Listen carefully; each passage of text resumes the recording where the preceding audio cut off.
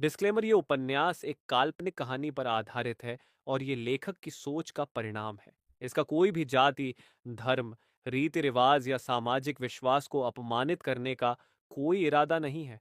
ये सिर्फ मनोरंजन के उद्देश्य से बनाया गया है। नमस्ते दोस्तों, आपका स्वागत है Hindi web novel audio book पर। हम आगे सुनने जा रहे हैं एक बेहद रोमांचक कहानी, my secret fast food system, zero से हीरो तक की कहानी। तो चलिए, बिना देर किए शुरू करते हैं आज की कहानी। Episode 11 to 20 secret recipe success.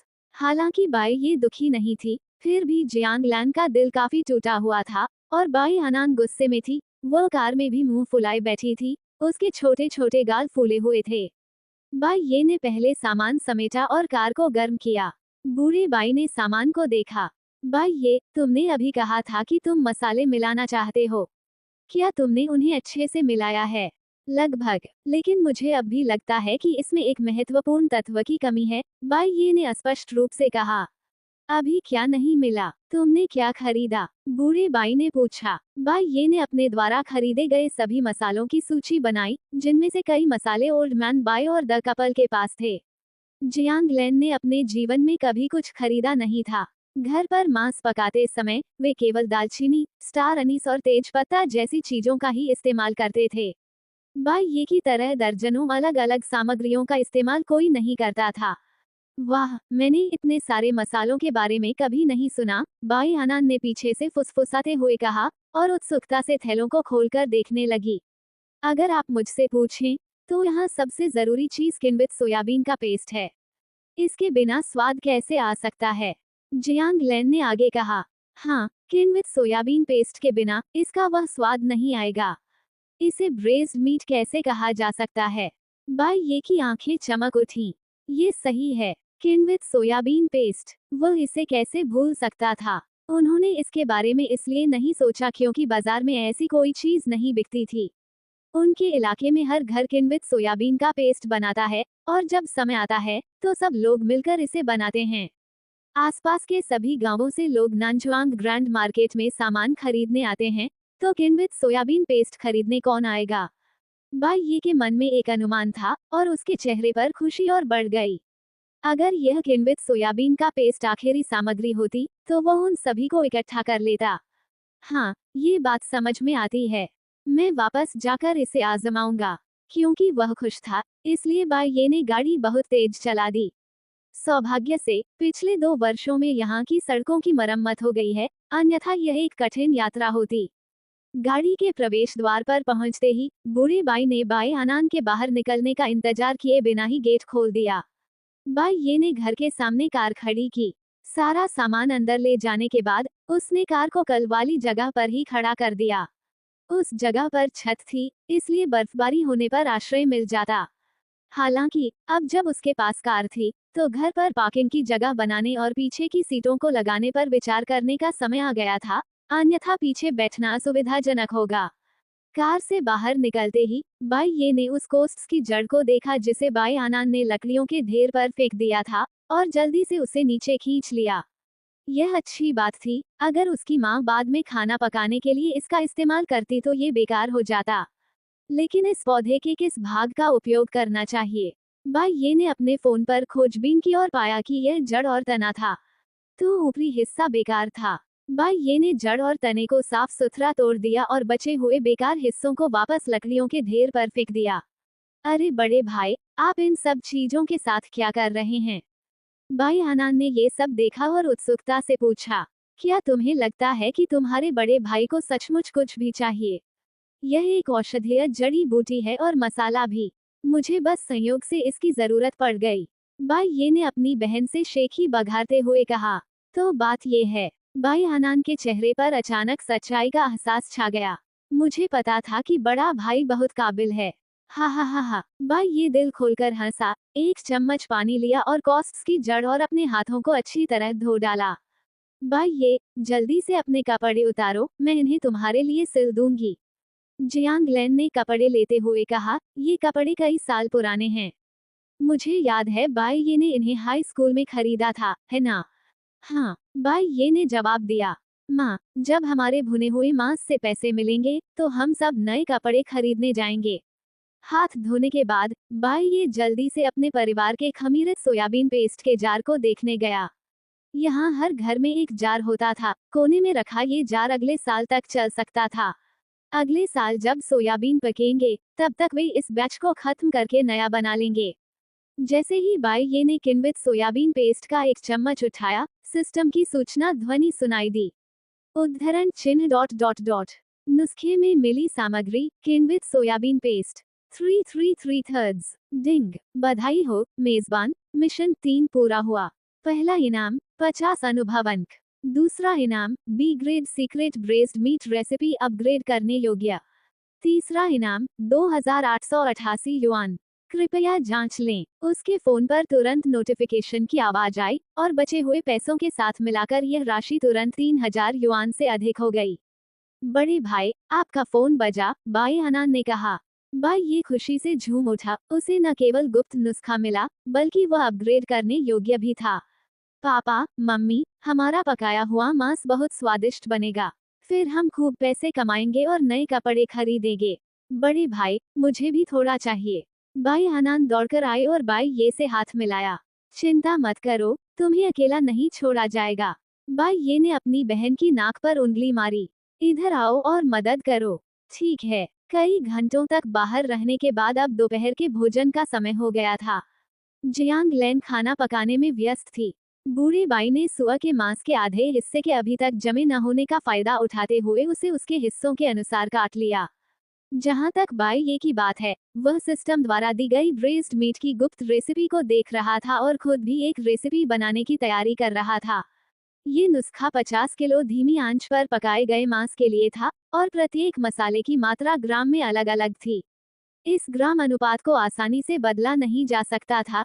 कभी कभी एक छोटा सा अंतर भी स्वाद में महत्वपूर्ण बदलाव ला सकता था। अनान, क्या तुम्हें याद है कि क्या हमारे पास छोटे पैमाने का काम है? क्या ये तांबे वाला है, वही जो दादाजी छोड़ गए थे? भाई अनान ने एक पल सोचा और कहा, हाँ हाँ हाँ, यही है। मुझे पता है। भाई अनान दौड़कर अपने माता पिता के कमरे में गई और कांच के सामने वाली अलमारी से हथेली के आकार का एक छोटा तराजू निकाला। तराजू का तवा हथेली के आकार का था और उसका तवा बहुत पतला था, यहाँ तक कि उसकी माँ सुबह पकौड़े तलने के लिए जिन चॉपस्टिक का इस्तेमाल करती थी, उनसे आधा छोटा था। बाई ये ने तराजू को साफ किया।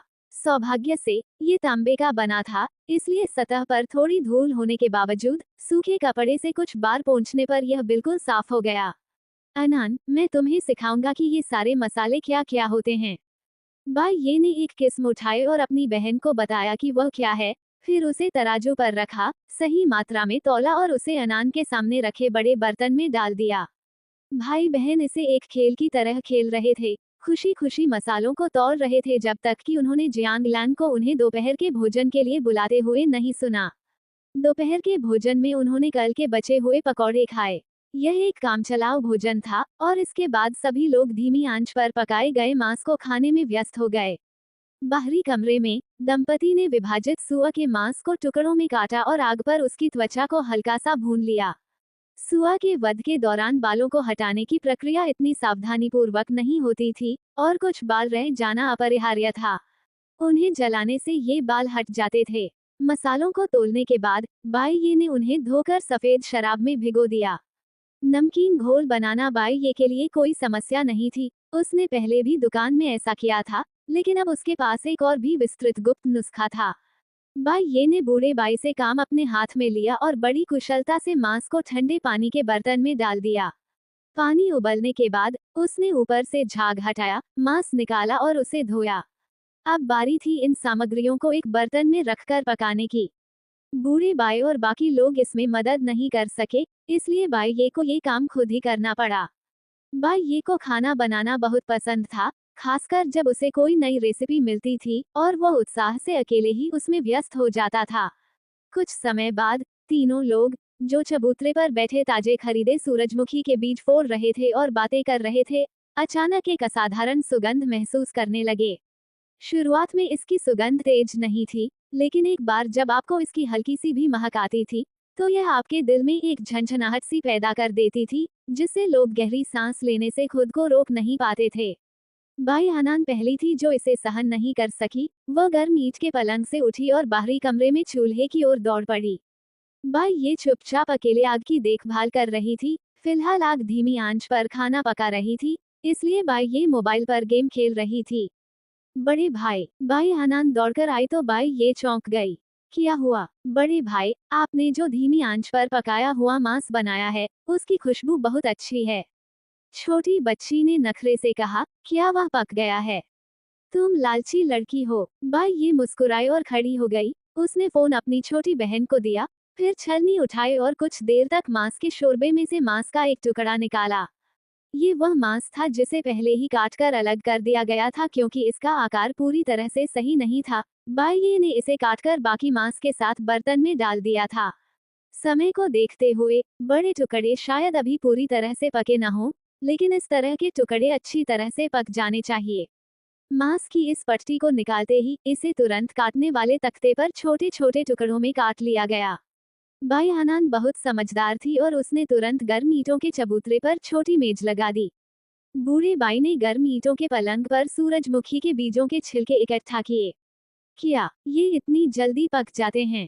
अभी नहीं, लेकिन बड़े भाई ने एक छोटी सी पट्टी निकाल ली है। बाई हनान ने चॉपस्टिक पकड़ी और गरम ईंट के पलंग के किनारे पर बैठ गई, बेसब्री से इंतजार करने लगी। हालांकि मांस के इस टुकड़े को छोटा कहा जा रहा था, लेकिन कच्चे रूप में इसका वजन लगभग आधा किलोग्राम था। यह एक सिरे से चौड़ा और दूसरे सिरे से पतला था, और बाई ने इसे काटकर एक थाली में सजाया और मेज पर रख दिया। माता पिता, जल्दी आइए और इसका स्वाद चखिए, बाई ने उत्सुकता से कहा। दरअसल बाई को जैसे ही उस धीमी आंच पर पकाए गए मांस की खुशबू आई, उसे पता चल गया कि वह निश्चित रूप से बहुत स्वादिष्ट होगा। यह उस खुशबू से कहीं बेहतर थी जो उसे पुराने मालिक को धीमी आंच पर पकाते हुए देखने से याद थी। मैं अपने बेटे के हाथ का बना खाना ट्राई करूंगी। जियांग लैन ने चर्बी और कम वसा वाले मांस का एक टुकड़ा उठाया। कैसा है? बूढ़े बाई ने पूछा, लेकिन जियांग लैन चुप रही। कुछ बोलो, ये बहुत स्वादिष्ट है, इसका स्वाद तो बस कमाल का है। जियांग लैन को समझ नहीं आ रहा था कि इसका वर्णन कैसे करे। इसका स्वाद अब तक खाए गए किसी भी स्वाद से बेहतर था। बूढ़े बाई ने भी झटपट एक टुकड़ा उठा लिया, लेकिन उन्होंने चर्बी और कम चर्बी वाले मिश्रण को नहीं खाया, बल्कि उन्होंने छोटे सिरे को निशाना बनाया। मांस की यह पट्टी बाई द्वारा छांटी गई थी, इसलिए इसका छोटा सिरा ज्यादातर शुद्ध वसा था। बाई ने अपने पिता को अंगूठा ऊपर करके इशारा किया। मेरे पिता को खाना खाने का तरीका पता है। बाई हनान ने बड़े और छोटे टुकड़ों को देखा और अंत में कम वसा वाला एक छोटा टुकड़ा चुना। क्योंकि धीमी आंच पर पकाया गया मांस ज्यादा देर तक नहीं पका था, इसलिए उसका रंग गहरा नहीं था और चर्बी की मात्रा बहुत ज्यादा थी, इसलिए बाई अनान ने उसे खाने की हिम्मत नहीं की। अनान, चर्बी वाला हिस्सा खाओ, चर्बी वाला हिस्सा दुबले हिस्से से ज्यादा स्वादिष्ट होता है, बाई ने सुझाव दिया। बाई अनान थोड़ी हिचकिचा रही थी। कोशिश करके देखो, क्या बड़ा भाई तुम्हें धोखा दे पाएगा? ठीक है, तो मुझे अपने बड़े भाई पर भरोसा है। बाई अनान ने दुबले मांस का छोटा टुकड़ा छोड़ दिया। मुड़ी, चर्बी और दुबले मांस के मिश्रण से बना सुअर के पेट का एक टुकड़ा उठाया, अपनी आंखें बंद की और उसे चबा लिया।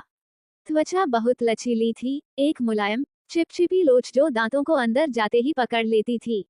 इसके नीचे सफेद, चर्बी वाला हिस्सा था जिससे वह डरती थी, लेकिन यह मांस चिकना नहीं था, बल्कि ये थोड़ा कुरकुरा था, जिसका कारण ये था कि खाना पकाने का समय अभी तक अपने अधिकतम स्तर पर नहीं पहुंचा था। नीचे का कम वसा वाला मांस भी स्वादिष्ट था। यह मांस सख्त नहीं था, बल्कि बहुत नरम और रसदार था। बड़े भाई, ये बहुत स्वादिष्ट है। भाई अनान ने अपनी चमकती हुई आंखें खोली। अगर अच्छा है तो खा लो, बाकी मांस को अभी थोड़ी देर और पकाना है। बाई ने अपनी बात खत्म करने के बाद बूढ़े बाई की ओर देखा, जो अब तक चुप थे। बूढ़े बाई ने सिर हिलाया। बेटे, तुमने वाकई कुछ कर दिखाया है। बूढ़े बाई ने अपने बेटे द्वारा बनाए गए मांस के इतने स्वादिष्ट होने की उम्मीद नहीं की थी। जैसे ही उन्होंने उसका एक टुकड़ा खाया, उनका दिल स्वाद को लेकर उत्साह से नहीं, बल्कि गहरी राहत से भर गया। उस समय बाई हमेशा अपनी कक्षा में प्रथम स्थान पर रहता था और पूरी कक्षा के शीर्ष छात्रों में शुमार था। लेकिन जिस साल बाई को कॉलेज प्रवेश परीक्षा देनी थी, उसी साल बूढ़े बाई गंभीर रूप से बीमार पड़ गए, जिससे परिवार की सारी बचत खत्म हो गई और उन्हें भारी कर्ज लेना पड़ा। उन्होंने बाई ये को इस बारे में नहीं बताया था, लेकिन बाई ये परिवार की आर्थिक स्थिति से अवगत थी और उसने कॉलेज प्रवेश परीक्षा दिए बिना ही दृढ़ता से काम पर जाने का फैसला किया।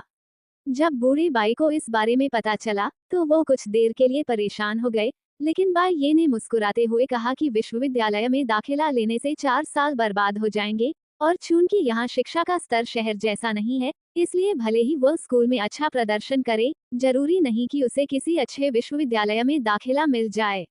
जल्दी बाहर जाकर काम करना बेहतर था। इस वजह से बूढ़े बाई को लंबे समय तक बेचैनी महसूस होती रही। उन्हें लगता था कि उन्होंने अपने बेटे पर बोझ डाल दिया है, खासकर इसलिए कि उनके छोटे बेटे ने पिछले कुछ वर्षों में घर पैसे भेजना शुरू कर दिया था, जिससे उनकी बेचैनी और भी बढ़ गई थी।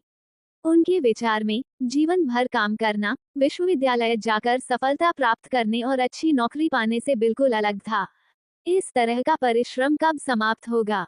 क्या उन्हें भी अंततः उसी तरह अपनी पत्नी और बच्चे को जीवन भर सुखमय जीवन प्रदान करने में असमर्थ रहते हुए इन कुछ एकड़ जमीन की देखभाल करने के लिए वापस नहीं लौटना पड़ेगा?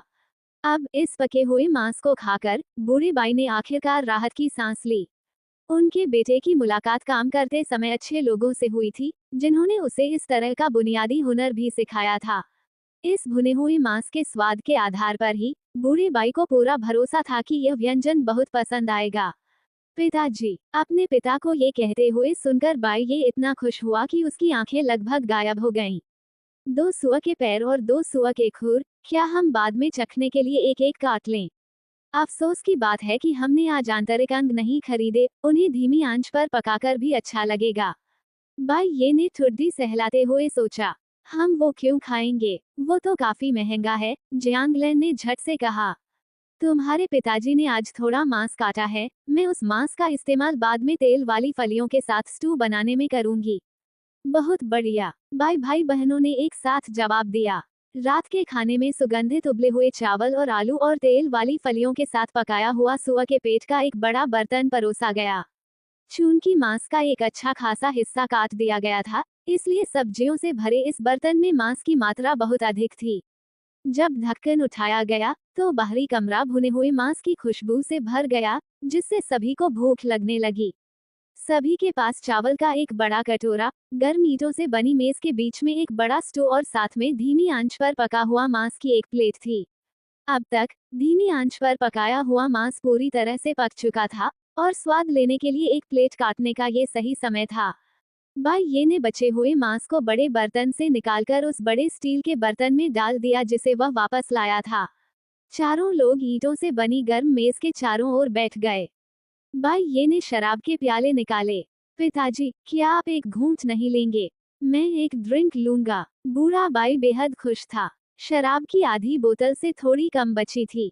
जियांगलैन शराब नहीं पी रही थी, इसलिए बाई ये और उसके पिता ने अपने लिए आधा आधा बड़ा कप भर लिया।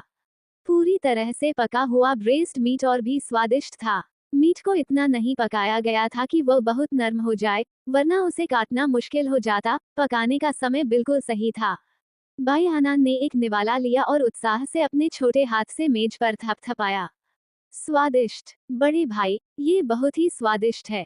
मांस तो स्वादिष्ट है, लेकिन बड़े भाई को तुम्हें नहीं खाना चाहिए, बाई ये ने मजाक में कहा। क्या चर्बी अच्छी है? स्वादिष्ट, बाई आनंद ने जोर से कहा।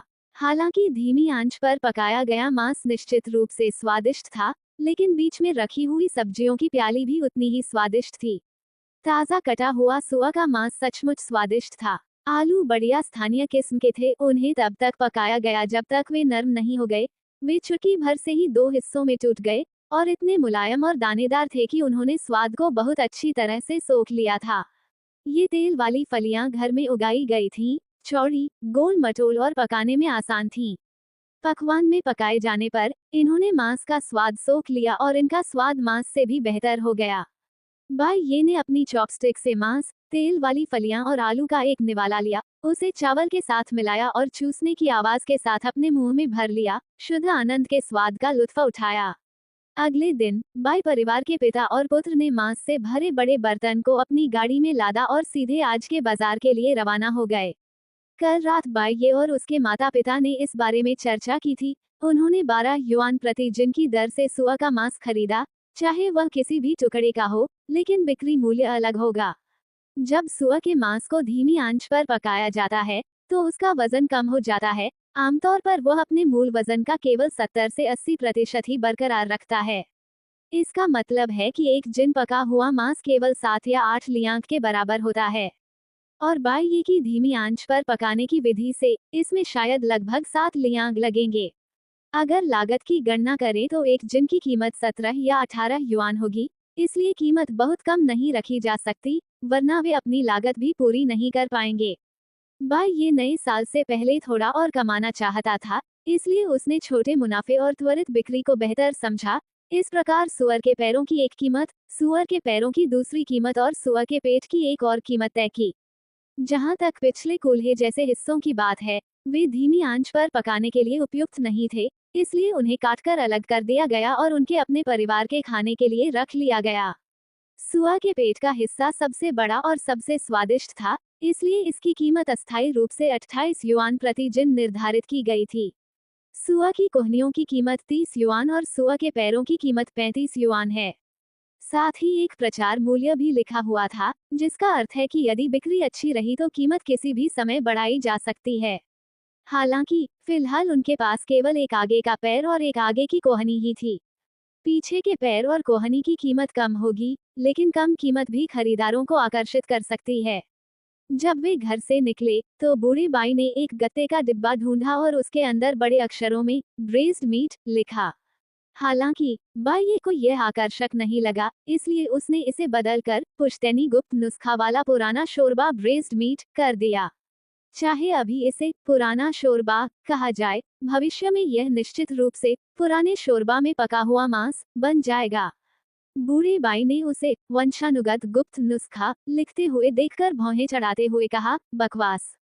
हमारे परिवार में 8 पीढ़ियों से कोई रसोया नहीं रहा है, तो पैतृक गुप्त नुस्खा कहाँ से आएगा? पिताजी, यही तो लोगों को आकर्षित करता है, बस मेरी बात सुनिए। पिता और पुत्र लियोजिया बाजार गए। आज यहाँ बाजार लगा था, लेकिन ये छोटा था, इसलिए ज्यादा लोग नहीं आते थे, जो बाई ये के लिए बाजार का जायजा लेने का एक अच्छा मौका था। जाने से पहले बाई ये अपने साथ गैस स्टोव और खाना पकाने का स्टैंड भी ले आया, जिसे वह वापस ले गया था। बूढ़ी बाई ने उससे पूछा कि वो ये चीजें क्यों ला रहा है, और बाई ये बिना कुछ बोले बस मुस्कुरा दिया। बाजार पहुंचने पर उन्होंने कार पार्क करने के लिए एक उपयुक्त जगह ढूंढी और बड़े गमले को नीचे खिसका दिया। बूढ़ी बाई अपने घर से 2 स्टूल और कुछ पत्थर लेकर आए ताकि वे काटने के तख्ते के लिए एक अस्थायी मेज बना सकें। मांस के टुकड़े बड़े बड़े थे, इसलिए उन्हें तौलना अभी भी आवश्यक था। बाई ये के अनुरोध पर बूढ़े बाई ने डिस्पोजेबल दस्ताने पहन लिए, जो देखने में कुछ हद तक पेशेवर लग रहे थे, लेकिन उनके दिल में छिपी आशंका को केवल वही जानते थे। वह दशकों से जी रहा था और यह पहली बार था जब वो कुछ बेच रहा था, लेकिन काफी देर तक खड़े रहने के बाद भी कोई पूछताछ करने नहीं आया। सभी लोग आसपास के जाने पहचाने स्टॉलों पर पका हुआ खाना खरीदने चले गए, और सच कहें तो उन स्टॉलों पर सामान तख्तों पर प्रदर्शित था, जो देखने में मांस से कहीं अधिक आकर्षक लग रहा था। बूढ़ी बाई को ठंडे पानी का छींटा महसूस हुआ। उन्होंने कुछ निराशा के साथ आसपास के अन्य स्टॉलों की ओर देखा, चिल्लाना चाहते थे लेकिन अपना मुंह नहीं खोल पा रहे थे। बाई ये, तुम आखिर किस चीज से छेड़छाड़ कर रहे हो? बूढ़ी बाई ने पूछा। बस बनने ही वाला है, बस बनने ही वाला है। बाई ये मेज के नीचे से निकला, गैस स्टोव लगाया और धीमी आंच पर पकाए जाने वाले मांस को गर्म करना शुरू कर दिया। पिताजी, अच्छी शराब के लिए झाड़ी की जरूरत नहीं होती, बल्कि पहले उसकी सुगंध होनी चाहिए, बाई ये ने मुस्कुराते हुए कहा।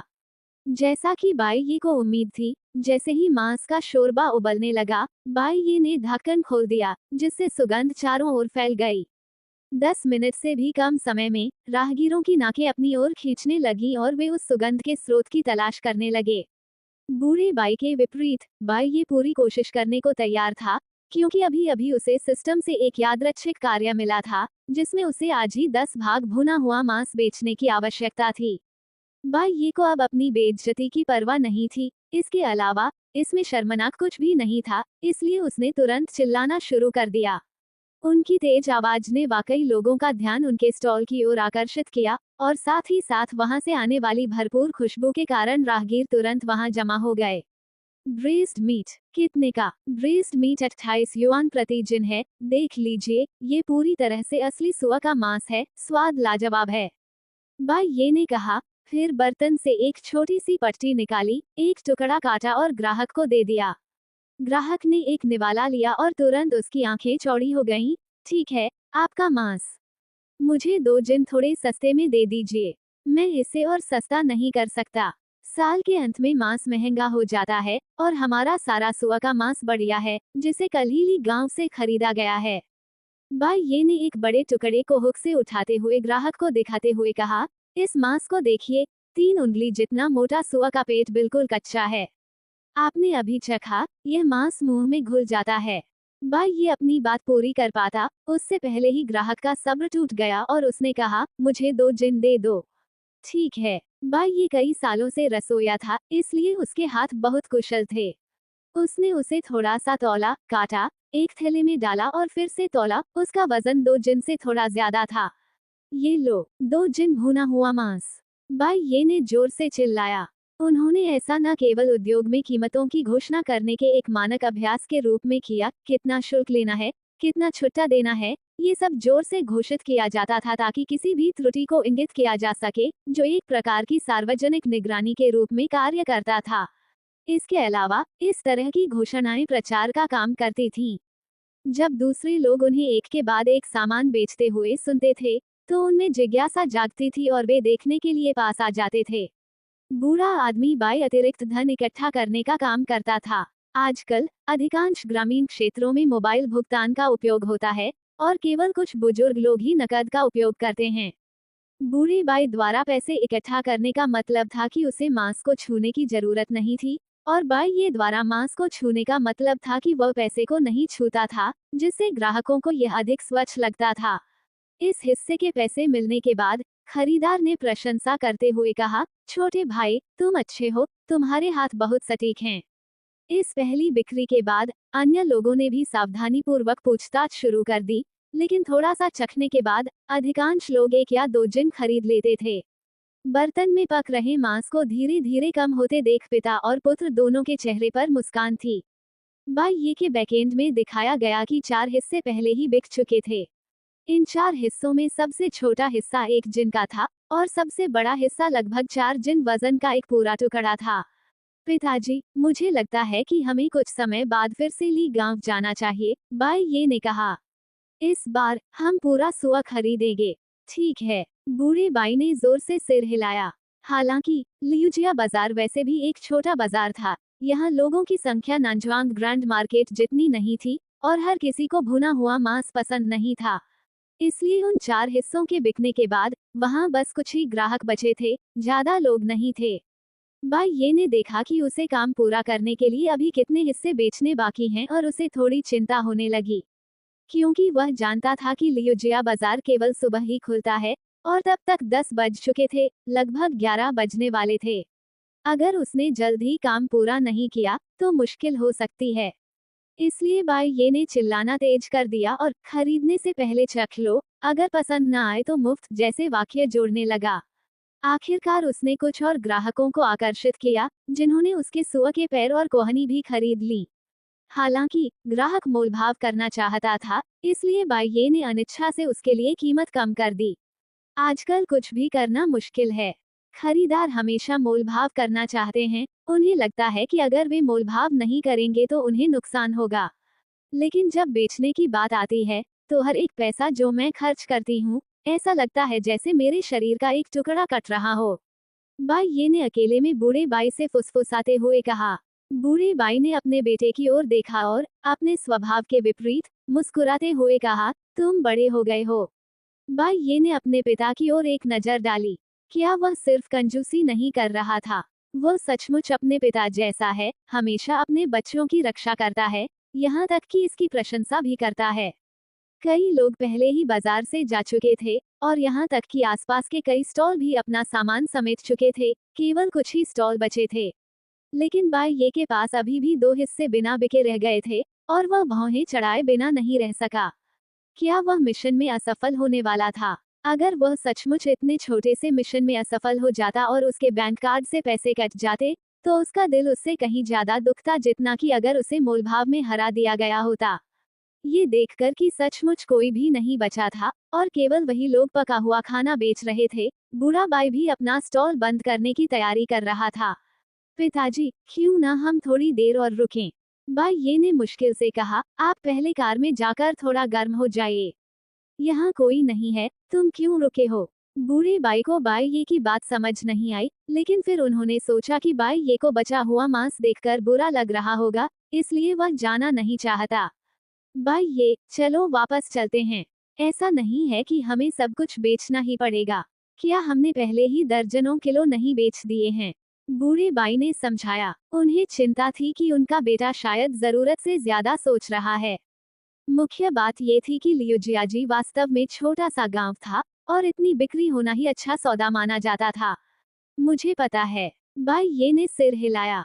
चलो वापस चलते हैं। जैसे ही वे मेज और बेंच को कार में लोड कर रहे थे और यहाँ तक कि पेट्रोल टैंक भी सुरक्षित कर लिया गया था, तभी एक कार उनके स्टॉल के सामने आकर रुकी। जैसे ही कार में बैठे व्यक्ति ने दरवाजा खोला, उसने जोर से कहा, तो आपने अभी तक सामान पैक नहीं किया? वाह, मुझे थोड़ा और भुना हुआ मांस दीजिए। बाई ये ने ऊपर देखा तो पाया कि यह वही पहला ग्राहक था जो थोड़ी देर पहले आया था। हाँ, अभी बहुत कुछ बाकी है। बाई ये ने उत्साहपूर्वक कहा। अभी भी मांस के 2 साबुत टुकड़े बचे थे और उस आदमी ने हाथ हिलाकर उन सभी को खरीद लिया। बाई ये के मन में एक विचार आया, बड़े भाई, क्या आप 2 किस्तों में भुगतान कर सकते हैं? क्यों? वह आदमी अचंभित रह गया। एक लेन देन और 2 लेन देन में क्या अंतर था? मेरी एक मदद करो, मेरी एक मदद करो। बाई ये ने कहा, मैं तुम्हें सुअर का एक पैर चखने के लिए दूंगा। अगर तुम्हें पसंद आए, तो अगली बार फिर आना। ये बचा हुआ पिछला पैर था। इसमें ज्यादा मांस या नसें नहीं थी और इसे खरीदने वाले भी ज्यादा लोग नहीं थे। इस बड़े भाई ने आज इसके मांस के 10 किलो से ज्यादा खरीदे थे, इसलिए उसे थोड़ा चखाना अच्छा विचार था। ठीक है, उस आदमी ने 2 किस्तों में भुगतान किया, फिर मांस और सुअर के पैरों से भरे 2 थैले अपनी कार में रखे और चला गया। चलो हम भी चलते हैं। बूढ़े बाई ने कहा। बर्तन में ज्यादा कुछ नहीं बचा था, बस सुअर के पिछले पैर का एक टुकड़ा और कुछ कटा हुआ मांस था। चलिए अगली गांव चलते हैं, देखते हैं वहाँ सुअर है या नहीं। अगर होंगे तो खरीद लेंगे, अगर नहीं होंगे तो ऑर्डर दे देंगे। ... उद्धरण चिन्ह। ठीक है। बाई ये थोड़ा अचंभित था और बूढ़े बाई द्वारा धीरे से धक्का दिए जाने के बाद ही उसने प्रतिक्रिया दी। वह मिशन की जांच कर रहा था। उसने अभी अभी स्पष्ट रूप से 2 हिस्से बेच दिए थे, लेकिन उसे मिशन पूरा होने की सूचना नहीं मिली थी। कार में बैठकर उसे गर्म करते हुए बाई ये ने जल्दी से सिस्टम को फोन करके पूछा कि क्या हो रहा है। जो सिस्टम पहले बहुत उत्साही और बातूनी हुआ करता था, उसने इस बार उसे बहुत औपचारिक ढंग से जवाब दिया। मेजबान, कृपया अनियमित गतिविधियां न करें। सिस्टम इन गतिविधियों को नहीं पहचानता है। यदि ऐसा दोबारा हुआ, तो दंड दिया जाएगा। बाई ये का चेहरा पीला पड़ गया। पता चला कि जिस ग्राहक ने अभी अभी 2 बार भुगतान किया था, उसे केवल एक ही लेनदेन के रूप में गिना गया और शॉर्टकट अपनाने के उसके प्रयास को सिस्टम द्वारा अनुमति नहीं दी गई। बाई ये को सिस्टम द्वारा दी गई चेतावनी की परवाह नहीं थी। सबसे बुरा तो ये होगा कि वह अगली बार ऐसा दोबारा नहीं करेगा, लेकिन उस स्थिति में वह अपना मिशन पूरा नहीं कर पाएगा। चलो चलते हैं, कहीं बहुत देर न हो जाए और सुअर का मांस बिक न जाए। बाई ये ने जवाब दिया और ली गांव की ओर गाड़ी चलाता रहा। पूरे रास्ते वह बहुत खराब मूड में लग रहा था। उसे नहीं पता था कि यह अचानक शुरू हुआ मिशन कब खत्म होगा। अगर वह कल तक टिक पाता, तो मिशन आसानी से पूरा कर लेता, लेकिन इस बार उसके सिर पर कोई रेत घड़ी नहीं थी। बाई ये को थोड़ी बेचैनी महसूस हुई। अधर में फंसे होने का यह एहसास सचमुच। बूढ़े बाई ने बाई ये की ओर देखा और थोड़ा हैरान थे। तर्कसंगत रूप से आज पके हुए मांस की बिक्री अच्छी थी, तो फिर उसका बेटा दुखी क्यों दिख रहा था? हालांकि बूढ़ा बाई ज्यादा बोलने वाला व्यक्ति नहीं था, इसलिए उसने बिना कुछ बोले अपने बेटे को 2 बार देखा। बाई ये कल वाली ही जगह पर गाड़ी चला कर गया और वाकई भीड़ छंटने वाली नहीं थी। कसाई झांग साल के अंत में सबसे व्यस्त रहता है, क्योंकि बहुत से लोग उसके पास सुअर कटवाने आते हैं और वह इस दौरान मुख्य रूप से अपने ही सुअर बेचता है। लगभग आधी रात हो चुकी है और अभी भी इतनी चहल पहल है। बाई ये ने कहा। हालांकि कार से बाहर निकलने के बाद उन्होंने पाया कि दृश्य उनकी कल्पना से भी अधिक जीवंत था। उन्हें पता नहीं था कि क्या हो रहा है, लेकिन कसाई झांग और एक अन्य व्यक्ति आपस में लड़ रहे थे। बाकी सब लोग दूर खड़े थे और केवल बाई परिवार के पिता और पुत्र ही अनजान होकर जल्दबाजी में आगे बढ़ गए। जब तक उन्हें कुछ गड़बड़ का एहसास हुआ, तब तक बहुत देर हो चुकी थी। दूसरे व्यक्ति को कसाई झांक के सुअर काटने वाले चाकू को छीनकर उसकी ओर वार करते देख बाई ये ने तुरंत कसाई झांक की बांह पकड़ ली और उसे अपनी ओर खींच लिया। पिछले कुछ वर्षों में वह यूं ही शेफ नहीं बन गया था, उसकी कलाई बहुत मजबूत थी और वह वास्तव में लंबे और मांसल कसाई झांक को खींचने में कामयाब रहा। उस वार से बचने के बाद बाकी सभी लोग भी चौंक गए और उस आदमी को रोकने के लिए आगे बढ़े। सोंग लाओ लियू, क्या तुम पागल हो गए हो? वो सुअर तुम्हारी पत्नी ने भेजा था और झांग से उसका क्या लेना देना है? बिल्कुल सही, तुम अपनी पत्नी से ऊंची आवाज में बोलने की हिम्मत नहीं करते, लेकिन दूसरों पर चाकू निकालने की हिम्मत करते हो। तुम कितने काबिल हो? काय, पुलिस को बुलाओ और उसे गिरफ्तार करवाओ। सभी की बातचीत से बाई ये को आखिरकार समझ में आ गया कि क्या हो रहा था। ऐसा प्रतीत हुआ कि सोंग लाओ लियू के परिवार द्वारा पाले गए सुअर को उसकी पत्नी वध के लिए लाई थी। जब वो घर लौटा और उसे इस बात का पता चला, तो वह कसाई झांग से लड़ने आ गया। बाई ये अवाक रह गई। क्या ये व्यक्ति बीमार है? सुअरों को वध के लिए पाला जाता है। साल का अंत हो रहा है, अगर अभी नहीं तो और कब उनका वध किया जाएगा? क्या उसे सुअर से लगाव हो गया था या कुछ और? इसके अलावा क्या इस पर उनके परिवार के भीतर बंद दरवाजों के पीछे चर्चा नहीं होनी चाहिए? सुअर काटने वाले से बदला लेने के लिए बाहर आना किस तरह का व्यवहार है? इसका जिक्र करना भी सरासर बेतुका है। उसी समय एक महिला भी वहां आ गई। बाई ये ने उसे एक नजर देखते ही समझ लिया कि सोंग लाओ लियू अपनी पत्नी से बहस करने की हिम्मत क्यों नहीं करता था। उनकी पत्नी लंबी और हष्ट-पुष्ट थी, लगभग 1.7 मीटर लंबी और काफी मजबूत लग रही थी। लेकिन उनका रूप रंग बहुत अच्छा था, वह स्पष्ट रूप से एक सीधी सादी इंसान लगती थी। दूसरी ओर 1.7 मीटर लंबे सोंग लाओ लियू थोड़े सुस्त लग रहे थे। उन्हें नहीं पता था कि बुचर झांग को धक्का देने की ऊर्जा उन्हें अभी कहां से मिली। सोंग लाओ लियू की पत्नी जैसे ही वहां पहुंची, उसने देखा कि उसके पति को जबरदस्ती पकड़ा गया है। सारी बात सुनकर वह तुरंत भड़क उठी और सोंग लाओ लियू का कान पकड़कर बोली, अब तो हद ही हो गई।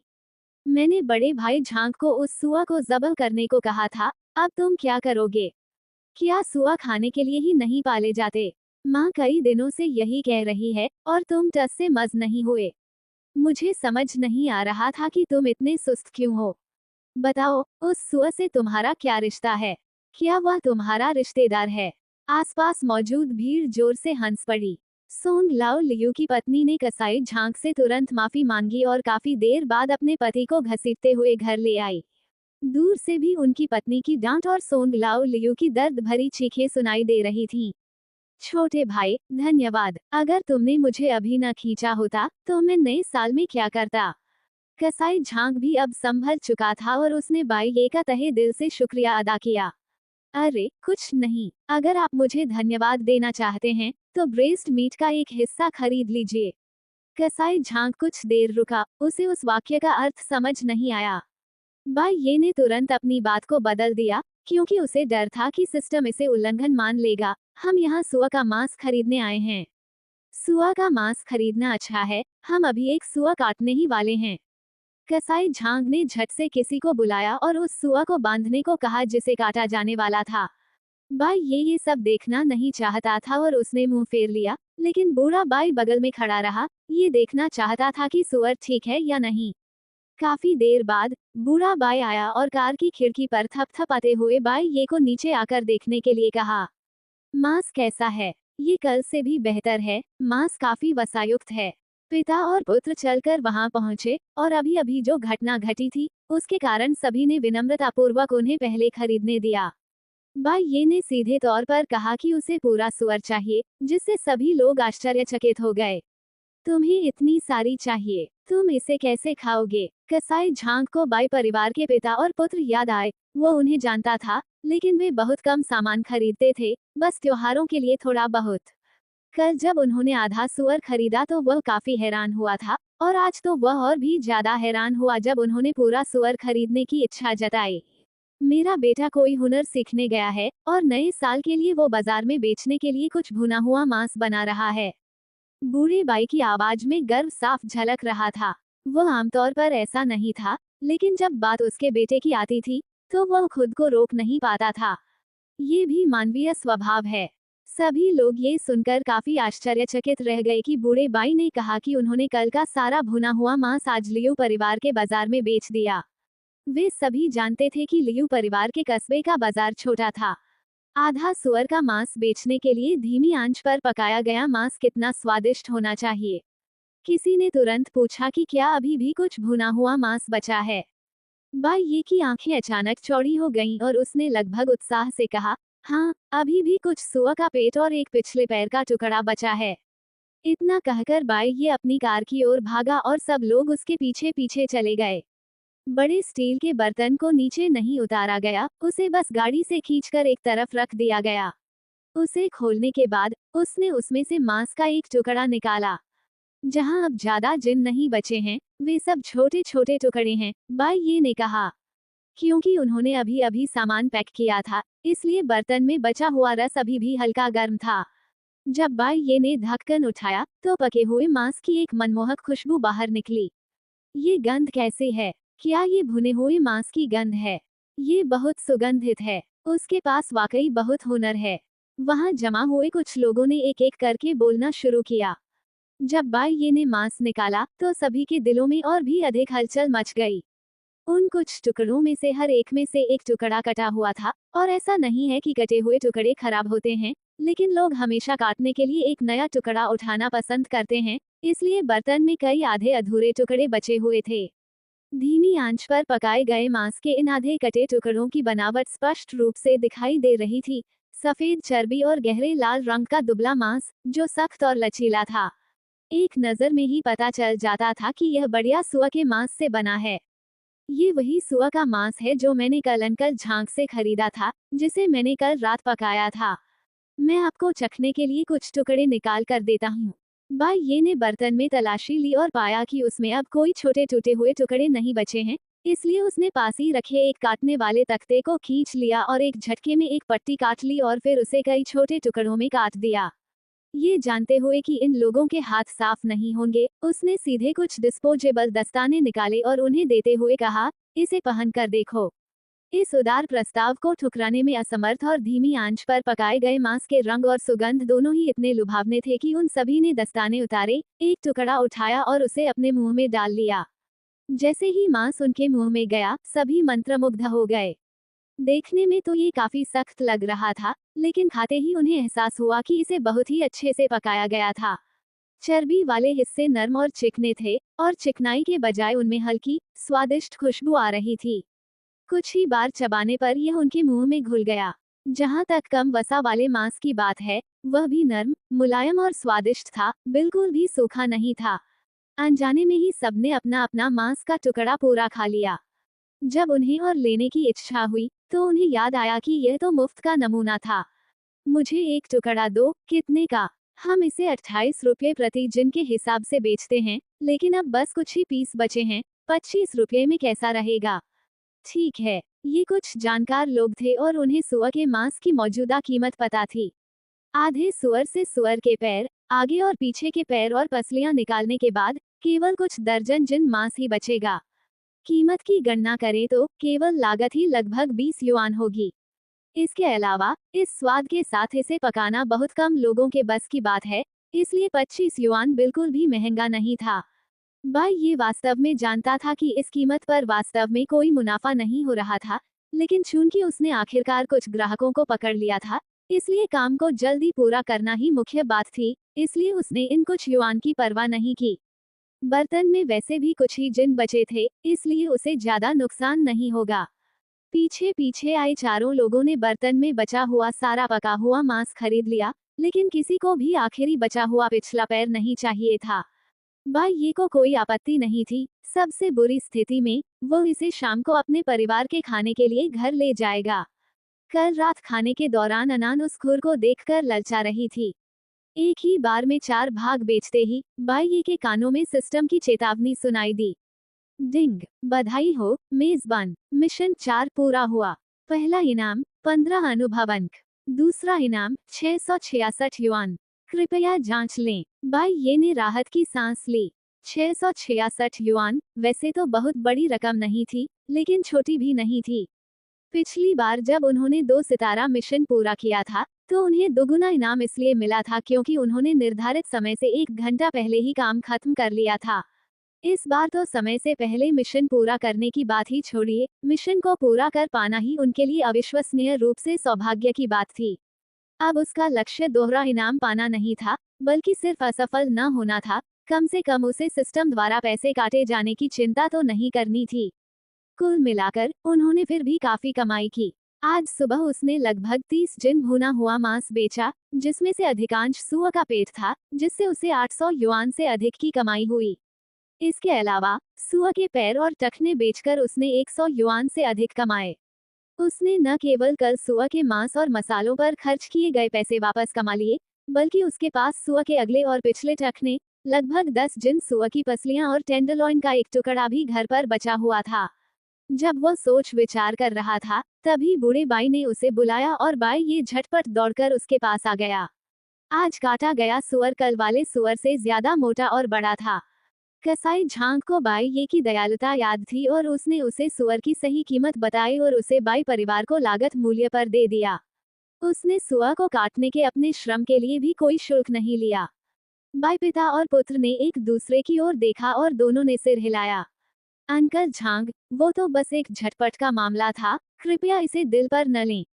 हम नियमित ग्राहक बनेंगे, शायद भविष्य में हर कुछ दिनों में भी आएंगे। क्या आप हमें ऐसे ही अच्छे ऑफर देते रहेंगे? कसाई झांग एक ईमानदार व्यक्ति भी थे। तुम क्या बात कर रहे हो? तुम्हारी फुर्तीली पकड़ ने मुझे चाकू के कटने से बचा लिया। भविष्य तो भविष्य है, लेकिन अगर मैं आज तुमसे लाभ कमाता, तो मैं किस तरह का व्यक्ति होता?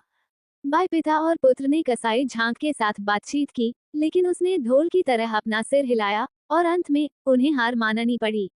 सिर से पूंछ तक का ये पूरा सुअर अब बाई परिवार का था, लेकिन इसकी कीमत केवल 10 युआन थी। इस कीमत ने बाई ये को सचमुच चौंका दिया। ये जानना जरूरी है कि यह अनाज खिलाकर पाला गया सुअर था और इसकी कीमत वैसे भी कम नहीं थी। इसके अलावा नए साल के करीब आने के साथ वह 12 युआन तक की कीमत में वृद्धि भी स्वीकार कर लेता। हालांकि सोचने पर उसे बात समझ में आ गई। इस सुअर का वजन 240 जिन से अधिक था। कसाई झांग द्वारा इसे खरीदना और फिर बेचना, सुअर काटने पर 2 से 300 युआन कमाने का मतलब था, जो कि सामान्य बात थी। आखिरकार सुअर काटना कोई ऐसा काम नहीं है जो हर कोई कर सके, और कसाई आमतौर पर नए साल पर सुअर काटकर ही कमाई करते हैं। भला भला बिना किसी कारण के सुअर कौन काटेगा? बाई ये ने उसे धन्यवाद दिया और पैसे दे दिए। ये सुअर कल वाले से बड़ा था, जिसका वजन 240 जिन से अधिक था। बाई ये ने सीधे 2500 युआन दे दिए और सुअर का सिर, पूंछ और बाकी अंग कसाई झांक के लिए छोड़ दिए। बचे हुए अंगों और ऐसी ही अन्य चीजों को वहीं छोड़ देने से 2 उद्देश्य पूरे होते थे। पहला, इससे कसाई झांक को मुआवजा मिलता था, क्योंकि साफ किए जाने के बाद ये चीजें मूल्यवान हो जाती थी। दूसरा, कसाई झांक के परिवार का अपना मांस का स्टॉल था, इसलिए इन्हें बेचकर अच्छी खासी कमाई हो सकती थी। इसके अलावा बाई ये उन चीजों से निपटने में बहुत आलसी था। भले ही तैयार होने के बाद वे स्वादिष्ट थे, लेकिन उसे धीमी आंच पर पका हुआ मांस बनाने में आधा दिन लग जाता था, इसलिए वह आंतरिक अंगों से निपटने की जहमत उठाने के लिए और भी कम इच्छुक था। बाई परिवार के पिता और पुत्र को कुछ भी नहीं चाहिए था, इसलिए कसाई झांक को अंदर जाकर उनके लिए खून से लथपथ सॉसेज का एक थैला पैक करना पड़ा। ये सब आज सुबह ही बने हैं, आप वापस आते ही इन्हें खा सकते हैं। ये एकदम साफ सुथरे हैं। ठीक है, तो धन्यवाद अंकल झांग। बाई ये सामान उठाए हुए था और वह और बूढ़ा बाई सुआ को लेकर जाने ही वाले थे, लेकिन सुआ बहुत बड़ा था और उन दोनों के लिए उसे उठाना सचमुच एक मुश्किल काम था। बाई ये ने एक पल सोचा। चाचा झांग, क्या मैं आपसे एक और बात पूछकर आपको परेशान कर सकता हूँ? मुझे बताओ, क्या आप सुआ के मांस को अलग अलग टुकड़ों में काटने में मेरी मदद कर सकते हैं? नहीं तो वापस लौटने पर हमें इसे खुद ही काटना पड़ेगा, बाई ये ने कहा। इसमें कोई परेशानी नहीं है। कसाई झांग ने अपना चाकू उठाया और बड़ी फुर्ती से सुअर का मांस काटकर आधे सुअर को 2 हिस्सों में बांट दिया और फिर उसे भागों के अनुसार टुकड़ों में विभाजित कर दिया। सुअर की पसलियां, सुअर के पैर, सुअर का पेट, सिरलोइन। महज 10 मिनट से कुछ अधिक समय में सब कुछ बड़े करीने से तैयार हो गया था। जब तक बाई ये कुछ प्लास्टिक बैग लेने के लिए कार तक गई, तब तक यहाँ का काम लगभग पूरा हो चुका था। अंकल झांग, ये तो कमाल है। बाई ये ने अंगूठा ऊपर करके इशारा किया। आज के लिए बहुत बहुत धन्यवाद, हम जा रहे हैं। आपका व्यवसाय खूब फले फूले। अगर आप मुझसे हर दिन सुअर का मांस खरीद सके तो बहुत अच्छा होगा। हा हा हा, मैं यह आशीर्वाद स्वीकार करता हूँ। बाई ये ने भी उस दिन के आने की कामना की। लगभग 10 बोरी सुअर का मांस गाड़ी में लादकर पिता और पुत्र अंततः घर लौट आए। बाई ये, तुमने कल उस भुने हुए मांस से ज्यादा पैसे नहीं कमाए, है ना? इस तरह से गणना नहीं की जा सकती, मुख्य रूप से इसलिए क्योंकि हमने ज्यादा बिक्री नहीं की। इसके अलावा क्या हमारे पास अभी भी लगभग 10 किलो सुअर की पसलियां नहीं बची हैं? साथ ही आज लगभग 20 किलो और बची हैं। ब्रेस्ड पोर्क रिब्स महंगी होती हैं, ये आसानी से $30 से ऊपर बिक जाती हैं। बूढ़े बाई ने सिर हिलाया। यहाँ सुअर की पसलियां और बड़ी हड्डियां बहुत लोकप्रिय हैं। वे आज इन्हें बेचने की कोशिश कर रहे थे, कल तक उन्होंने ये महंगे हिस्से नहीं बनाए थे। आज बाजार में किसी ने सचमुच उनके बारे में पूछा था। दरअसल बात सिर्फ सुअर के मांस की नहीं है। क्या कल अनान ने यह नहीं कहा था कि हम कुछ अचार वाली सब्जियां भी बना सकते हैं? बाई ये सोचने लगा। उसकी धीमी आंच पर पकाए गए मांस की गुप्त रेसिपी इतनी कारगर थी कि वो उसे बर्बाद नहीं होने दे सकता था। साल के अंत में सुअर का मांस महंगा था, इसलिए मुनाफा ज्यादा नहीं हुआ। और चूंकि वे अभी शुरुआत ही कर रहे थे, इसलिए वे इसे बहुत महंगे दामों पर नहीं बेच सकते थे। अन्यथा मुनाफा कमाने की बात तो दूर, शायद वे अपना काम भी पूरा न कर पाते। हालांकि कुछ ही दिनों में, नए साल के करीब, ब्रेस्ट मीट की कीमत बढ़ सकती है और तब तक उनके पास नियमित ग्राहकों का एक समूह होना चाहिए। किस तरह की अचार वाली सब्जियां? कुछ भी चलेगा, आलू, सूखा टोफू, कमल की जड़, जो भी हो। मैं तो सेवई भी बना सकती हूँ, बाई ये ने गाड़ी चलाते हुए कहा। हम कुछ मुर्गियां भी खरीद सकते हैं और उनसे ब्रेस्ट चिकन फ्रेम और ब्रेस्ट अंडे बना सकते हैं। बेटे की बातों से बूढ़े बाई को थोड़ी भूख लग गई थी। ठीक है, ये सभी व्यंजन वाइन के साथ बहुत अच्छे लगेंगे। ओह पापा, मुझे कल कुछ पैसे मिले, ये लिटिल बॉस से आए होंगे। करीब 3000 हैं। चलो आज दोपहर को पास के कस्बे में जाकर कुछ नए कपड़े खरीद लेते हैं। नया साल जल्दी ही आ रहा है। नए कपड़े, ये ठीक रहेगा। मेरी माँ और अपनी बहन के लिए भी कुछ खरीद लो, लेकिन मेरे बारे में चिंता मत करो। तुम्हारी सूती जैकेट बहुत फटी हुई है, मुझे लगता है मेरी माँ को सिलाई का ज्यादा ज्ञान नहीं है, इसलिए नई जैकेट खरीदना ही बेहतर होगा। सबके लिए खरीदो, सबके लिए खरीदो। पापा, मेरी माँ को मनाने की जिम्मेदारी आपकी है। ठीक है। जब पिता और पुत्र वापस लौटे, तो जियांगलैन ने उन्हें डांटते हुए कहा, कितना समय हो गया है? तुम लोग अभी अभी क्यों लौटे हो? तुमने अपना फोन भी नहीं उठाया। बाई ये ने अपना फोन चेक किया। वाकई, लगभग 2 बज चुके थे। 2 मिस्ड कॉल भी थे, और उसे समझ नहीं आ रहा था कि उसने उन्हें कैसे नहीं सुना। ओह, उसे याद आ गया। उसका फोन उसके पिता के पास था। बाई ये ने तुरंत मासूमियत का दिखावा करते हुए सारा दोष दूसरों पर डाल दिया। माँ, मुझे नहीं पता, मेरा फोन मेरे पिताजी के पास था। बूढ़े बाई का चेहरा और भी मासूम लग रहा था। मुझे उसके इस महंगे गैजेट का इस्तेमाल करना नहीं आता, ये हमारे बटन वाले फोन जितना आसान नहीं है। जियांगलैन को पिता और पुत्र की हरकतें देखकर हंसी भी आई और गुस्सा भी आया। तुम्हें बहुत भूख लगी होगी, है ना? जल्दी खा लो। क्या तुमने खाना खा लिया? साथ में खाना खाओ। हमने खाना खा लिया है, अब कितना समय हो गया है? जियांगलैन ने चिढ़ते हुए बर्तन से स्टू और गर्म चावल का एक बड़ा कटोरा निकालते हुए कहा।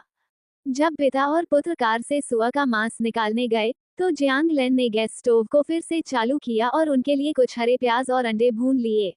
ये क्या है? सुअर का मांस? मैंने तो अभी तक पूछा भी नहीं कि आज आपकी बिक्री कैसी रही। बिक्री बहुत बढ़िया रही, बाई ये ने मुस्कुराते हुए कहा। बस एक पिछला पैर और सूप बचा था, इसलिए मैंने और पिताजी ने मिलकर एक नया सुअर खरीदने का फैसला किया। आज हमने आपके बेटे की बदौलत यह सुअर सस्ते में खरीदा। बूढ़े बाई ने अपना चेहरा धोते हुए कहा और कसाई झांक के साथ हुई घटना का ब्यौरा दिया। ये सुनकर जियांग लैन भड़क उठी। पहले तो उसने ओरसिक सॉन को कोसते हुए कहा कि वो कितना नीच है, सुअर के लिए चाकू से लड़ाई कर रहा है, और सोचने लगी कि क्या उसे सुअरों से कोई लगाव है। फिर उसने बाई ये को डांटते हुए कहा कि अगली बार ऐसी चीजों से दूर रहना। अगर वह बच न पाता और घायल हो जाता तो क्या होता। बाई हनान ने गुस्से से कहा, माँ, नया साल आने ही वाला है, तुम क्या कह रही हो। बिल्कुल सही, बूढ़े बाई ने भी धीरे से कहा। तुम भी। जियांग लैन ने उसे घूर कर देखा और बूढ़ा बाई तुरंत चुप हो गया। माँ, क्या हम आज दोपहर को काउंटी कस्बे चलें? बाई ये ने खाना खाते हुए कहा। जियांग लैन रुक गई। काउंटी कस्बे में किस लिए जाना है? पिताजी, बाई ये ने बूढ़े बाई की ओर देखा। बूढ़े बाई ने गला साफ किया।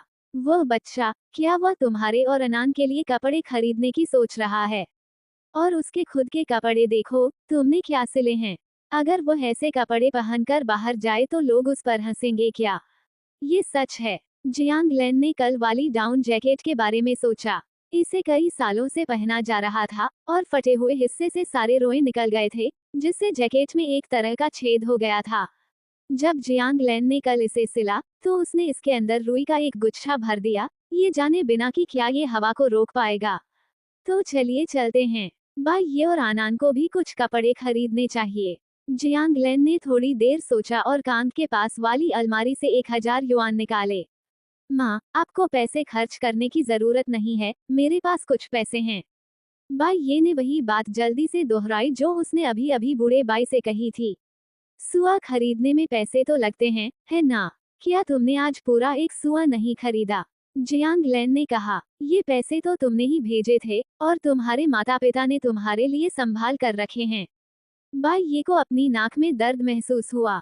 वह 3 साल से घर से दूर काम कर रहा था और उसने वास्तव में ज्यादा पैसे नहीं कमाए थे। पहले 2000 तो खाने, रहने और कोई हुनर सीखने में ही खर्च हो गए, इसलिए उसकी तनख्वाह ज्यादा नहीं थी।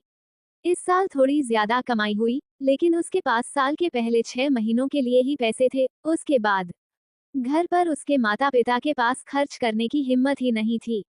पापा, मम्मी, कृपया ये पैसे खर्च कर दीजिए। क्या मैं इसलिए पैसे नहीं कमा रहा हूँ ताकि आप बेहतर जीवन जी सकें? वरना मैं इतनी मेहनत क्यों कर रहा हूँ? बाई ये ने अपनी आंखें पोंछी। चिंता मत कीजिए, हमारे परिवार का जीवन बेहतर होता जाएगा।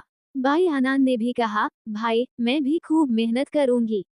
जियांग लैन और बूढ़े बाई ने एक दूसरे की ओर देखा। अपने दोनों बच्चों को लेकर उन्हें अपराधबोध और राहत दोनों महसूस हो रही थी। जल्दी खा लो, खाने के बाद हम साथ में काउंटी शहर चलेंगे। काउंटी कस्बे में जाने का मुख्य उद्देश्य कपड़े खरीदना था। उनके छोटे से काउंटी कस्बे की एक अच्छी बात ये थी कि वहाँ कीमतें अपेक्षाकृत कम थीं। 1000 युआन से अधिक कीमत के कपड़े तो उपलब्ध थे, लेकिन 1 या 200 युआन के आसपास की वस्तुएं आसानी से मिल जाती थीं। मॉल की एक छोटी सी खरीदारी के बाद माता पिता के सारे कपड़े खरीद लिए गए, जिनकी कुल कीमत 500 युआन से भी कम थी, और वे इससे काफी संतुष्ट थे। बाई ये ने भुगतान करने पर जोर दिया और दोनों के बीच आगे कोई बहस नहीं हुई। उनके बगल में बैठा सेल्स एसोसिएट जियांग लैन की तारीफ करता रहा कि उसका बेटा कितना अच्छा है, जिससे जियांग लैन खुशी से झूम उठी। बाई ये ने शुरू में अपने ही कपड़ों से काम चलाने की योजना बनाई थी, लेकिन जियांग लैन के विचार कुछ और ही थे। उनके इलाके के लोग आमतौर पर जल्दी जीवन साथी ढूंढ लेते थे और उनके परिवार की परिस्थितियां अच्छी नहीं थीं, इसलिए उन्हें अभी तक बाई ये के लिए कोई उपयुक्त साथी नहीं मिला था। जियांग लैन ने अपने बेटे के लिए कुछ अच्छे कपड़े खरीदने के बारे में सोचा, इस उम्मीद में कि जब वह नए साल के दौरान बाहर जाएगा तो शायद कोई उसे पसंद कर ले। सौभाग्य से बाई ये ने जियांग लैन के इरादों को भांप लिया और तुरंत 188 युआन में एक रियायती डाउन जैकेट खरीद ली। ये काफी मोटी थी। दूसरी ओर बाई हनान ने एक लाल रंग का परिधान खरीदा, जिसमें एक टॉप और एक बॉटम सेट था, जिसका कपड़ा कुछ हद तक स्पोर्ट्सवेयर जैसा था और काफी नरम था। हालांकि कीमत काफी कम थी, पूरे सेट की कीमत सिर्फ 100 युआन से थोड़ी अधिक थी। बाई ये अपनी बहन के लिए कुछ बेहतर खरीदना चाहता था, लेकिन बाई हनान ने मना कर दिया। भाई, अपनी बहन को देखो, 100 युआन से ज्यादा का कपड़ा पहनने पर भी वो किसी बड़े ब्रांड की लगती है। बाई हनान ने इतराते हुए कहा, क्या हमें अब भी इतना पैसा खर्च करने की जरूरत है? जब तुम अमीर हो जाओ तो मेरे लिए कुछ अच्छा खरीद लेना। ठीक है, बाई ये ने अपनी बहन के कंधे पर हाथ रखते हुए कहा, मैं तुम्हें बाद में सबसे बढ़िया तोहफा खरीद दूंगा। उनकी यात्रा व्यर्थ नहीं गई। आने जाने में 2 घंटे लगे, इसलिए जियांग लैन ने काउंटी बाजार देखने का सुझाव दिया। बाई ये ने अपना माथा पीट लिया। उसे अचानक याद आया कि उनके काउंटी में एक चिकन प्रोसेसिंग प्लांट था और वहां बिकने वाले चिकन के कंकाल बहुत सस्ते थे। बाई ये ने तुरंत जाने का सुझाव दिया और बूढ़े बाई और जियांग लैन दोनों सहमत हो गए। बाई हनान को कोई फर्क नहीं पड़ा। बाई ये ने उसके लिए मसालेदार स्ट्रिप्स के 2 बैग खरीदे और वो आज्ञाकारी रूप से उसके पीछे पीछे चली गई। एक कार मरम्मत की दुकान के पास से गुजरते हुए बाई ये ने कार रोक दी, अंदर गया और मालिक से बातचीत की और जल्द ही एक मैकेनिक उसके साथ बाहर आ गया। तुम क्या कर रहे हो? जियांग लैन ने हैरानी से पूछा। बाई ये, क्या हमारी कार खराब हो गई है? नहीं, मैं मैकेनिक से 2 कार सीटें लगाने के लिए कह रहा हूँ। बाई ये ने समझाया और उन्हें पहले कार से बाहर निकलने के लिए कहा। जियांग लैन शुरू में वह अनावश्यक पैसा खर्च नहीं करना चाहती थी, क्योंकि उसे लगता था कि एक छोटी सी कुर्सी को ऊपर नीचे करना कोई मुश्किल काम नहीं है। हालांकि उन्हें स्थापित करने के बाद वे दोनों बैठ गए और तुरंत चुप हो गए। 230 युआन में 2 कार सीटें, हालांकि वे सेकंड हैंड थीं, लेकिन वे काफी साफ सुथरी दिख रही थीं और उन पर बैठना एक छोटे स्टूल की तुलना में कहीं अधिक आरामदायक था। बिल चुकाने के बाद वे चले गए, इस बार थोक में मुर्गे के कंकाल खरीदने के लिए। पूर्वोत्तर चीन में मुर्गे के कंकाल देखना एक विशेष दृश्य माना जा सकता है। 1990 के दशक में छंटनी की लहर के कारण भारी उद्योगों से सेवानिवृत्त हुए कई श्रमिकों ने अपनी नौकरी खो दी। इसलिए कई जगहों पर मुर्गियां पालना शुरू हो गया। इन मुर्गियों को विदेशों में और अन्य जगहों पर बेचा गया, कुछ को साबुत मुर्गियों के रूप में, लेकिन ज्यादातर को संसाधित मुर्गियों के रूप में। मुर्गे की टांगों, पैरों, सिर, गर्दन और छाती जैसे अधिकांश मांस को हटाने के बाद केवल मुर्गे का ढांचा ही बचा था। इसे भले ही ढांचा कहा जाता था, लेकिन इसमें मांस भी होता था। उस समय नौकरी से निकाले गए अधिकांश श्रमिकों के लिए यह एक अच्छी बात थी जिससे उनका जीवन बेहतर हो सके। कई रातों तक पूरे परिवार के लिए मुर्गे का ढांचा ही एकमात्र मांसाहारी व्यंजन होता था। आज भी चिकन के कंकाल कई लोगों के दिलों में एक अपरिहार्य व्यंजन बने हुए हैं। चिकन के कंकाल खाने के कई तरीके हैं। तले हुए कंकाल, भुने हुए कंकाल, टिपनिया की शैली में पकाए गए कंकाल और धीमी आंच पर पकाए गए कंकाल। ज्यादातर लोग इन्हें घर पर फ्राई करके खाते हैं। संक्षेप में कहें तो ये निश्चित रूप से एक लोकप्रिय व्यंजन है। बहुत से लोग रोजाना अपने काउंटी शहर में थोक में चिकन के कंकाल खरीदने आते हैं, लेकिन उनमें से अधिकांश दुकानदार होते हैं। जो लोग इन्हें खुद खाते हैं वे इन्हें खरीदने के लिए बाजार जाते हैं, क्योंकि यहाँ ये बक्सों में बेचे जाते हैं। बाई ये को यहीं पर एहसास हुआ कि मुर्गियों के कंकाल भी अलग अलग होते हैं। वहाँ छोटे आकार के भी थे, केवल 2.5 युआन प्रति जिन, जो कि एक अच्छी कीमत थी, लेकिन बाई ये ने उन्हें देखकर भौहें सिकोड़ ली। इन मुर्गियों के कंकाल बहुत छोटे थे और उनमें मांस भी बहुत कम था। ये स्पष्ट रूप से धीमी आंच पर पकाने के लिए अनुपयुक्त थे। उसने सुना था कि इससे भी बदतर हालात थे। इसके बाद बाई ये ने 4 युआन जिन वाले देखने को कहा और उनकी गुणवत्ता में तुरंत काफी सुधार हो गया। न केवल मुर्गों के कंकाल बड़े थे, बल्कि उन पर काफी मात्रा में बचा हुआ मांस भी था। एक जिन की कीमत 4 युआन है, एक बॉक्स की कीमत 56 युआन है और अधिक खरीदने पर छूट मिलेगी। बाई ये के मन में हलचल मच गई, कितना अधिक माना जाता है? दूसरे पक्ष ने उसकी ओर देखा और कहा, 100 बक्से। बाई ये ने तुरंत ही वह विचार त्याग दिया। 100 बक्सों का वजन 1000 जिन से अधिक होगा और उसके परिवार के बड़े बर्तन में इतनी मात्रा भी नहीं आ सकती थी। वैसे उसे बाद में एक बड़ा बर्तन खरीदना पड़ेगा। दरअसल इस बार वह एक बहुत बड़ा स्टेनलेस स्टील का बर्तन लेकर आया, जो 1 मीटर ऊंचे सूप के बर्तन जैसा था। लेकिन ये काफी पुराना था। कच्चे मांस के लिए तो ठीक था, लेकिन धीमी आंच पर पकाए जाने वाले मांस के लिए इसमें ढक्कन नहीं था। मिलता जुलता ढक्कन ढूंढने की जद्दोजहद करने के बजाय नया खरीदना ज्यादा किफायती था। बाई ये ने मुर्गी के कंकालों के 10 बक्से खरीदे और फिर से कई 100 युआन खर्च हो गए। इसके बाद वो फिर से बाजार गया और कई 100 युआन खर्च करके एक बड़ा सूप का बैरल खरीदा, जो दोहरी परत वाला था और उसमें कुछ इंसुलेशन भी था। इस यात्रा के बाद बाई ये ने बहुत सारा पैसा खर्च कर दिया था और उसके फोन के बैलेंस में केवल 1000 युआन से थोड़ा अधिक ही बचा था। हालांकि बाई ने इसे गंभीरता से नहीं लिया। सिस्टम द्वारा दी गई ब्रेस्ड मीट की गुप्त रेसिपी के साथ उसे विश्वास नहीं था कि वह बहुत सारा पैसा नहीं कमा सकता। जब वे वापस लौटे तब तक अंधेरा होने लगा था। लगभग नया साल आने वाला था, इसलिए जल्दी अंधेरा हो गया। शाम 5 बजे तक थोड़ा अंधेरा हो ही गया था। घर में प्रवेश करते ही पिता और पुत्र ने किसी और बात की परवाह नहीं की और जल्दी से मांस तैयार करना शुरू कर दिया।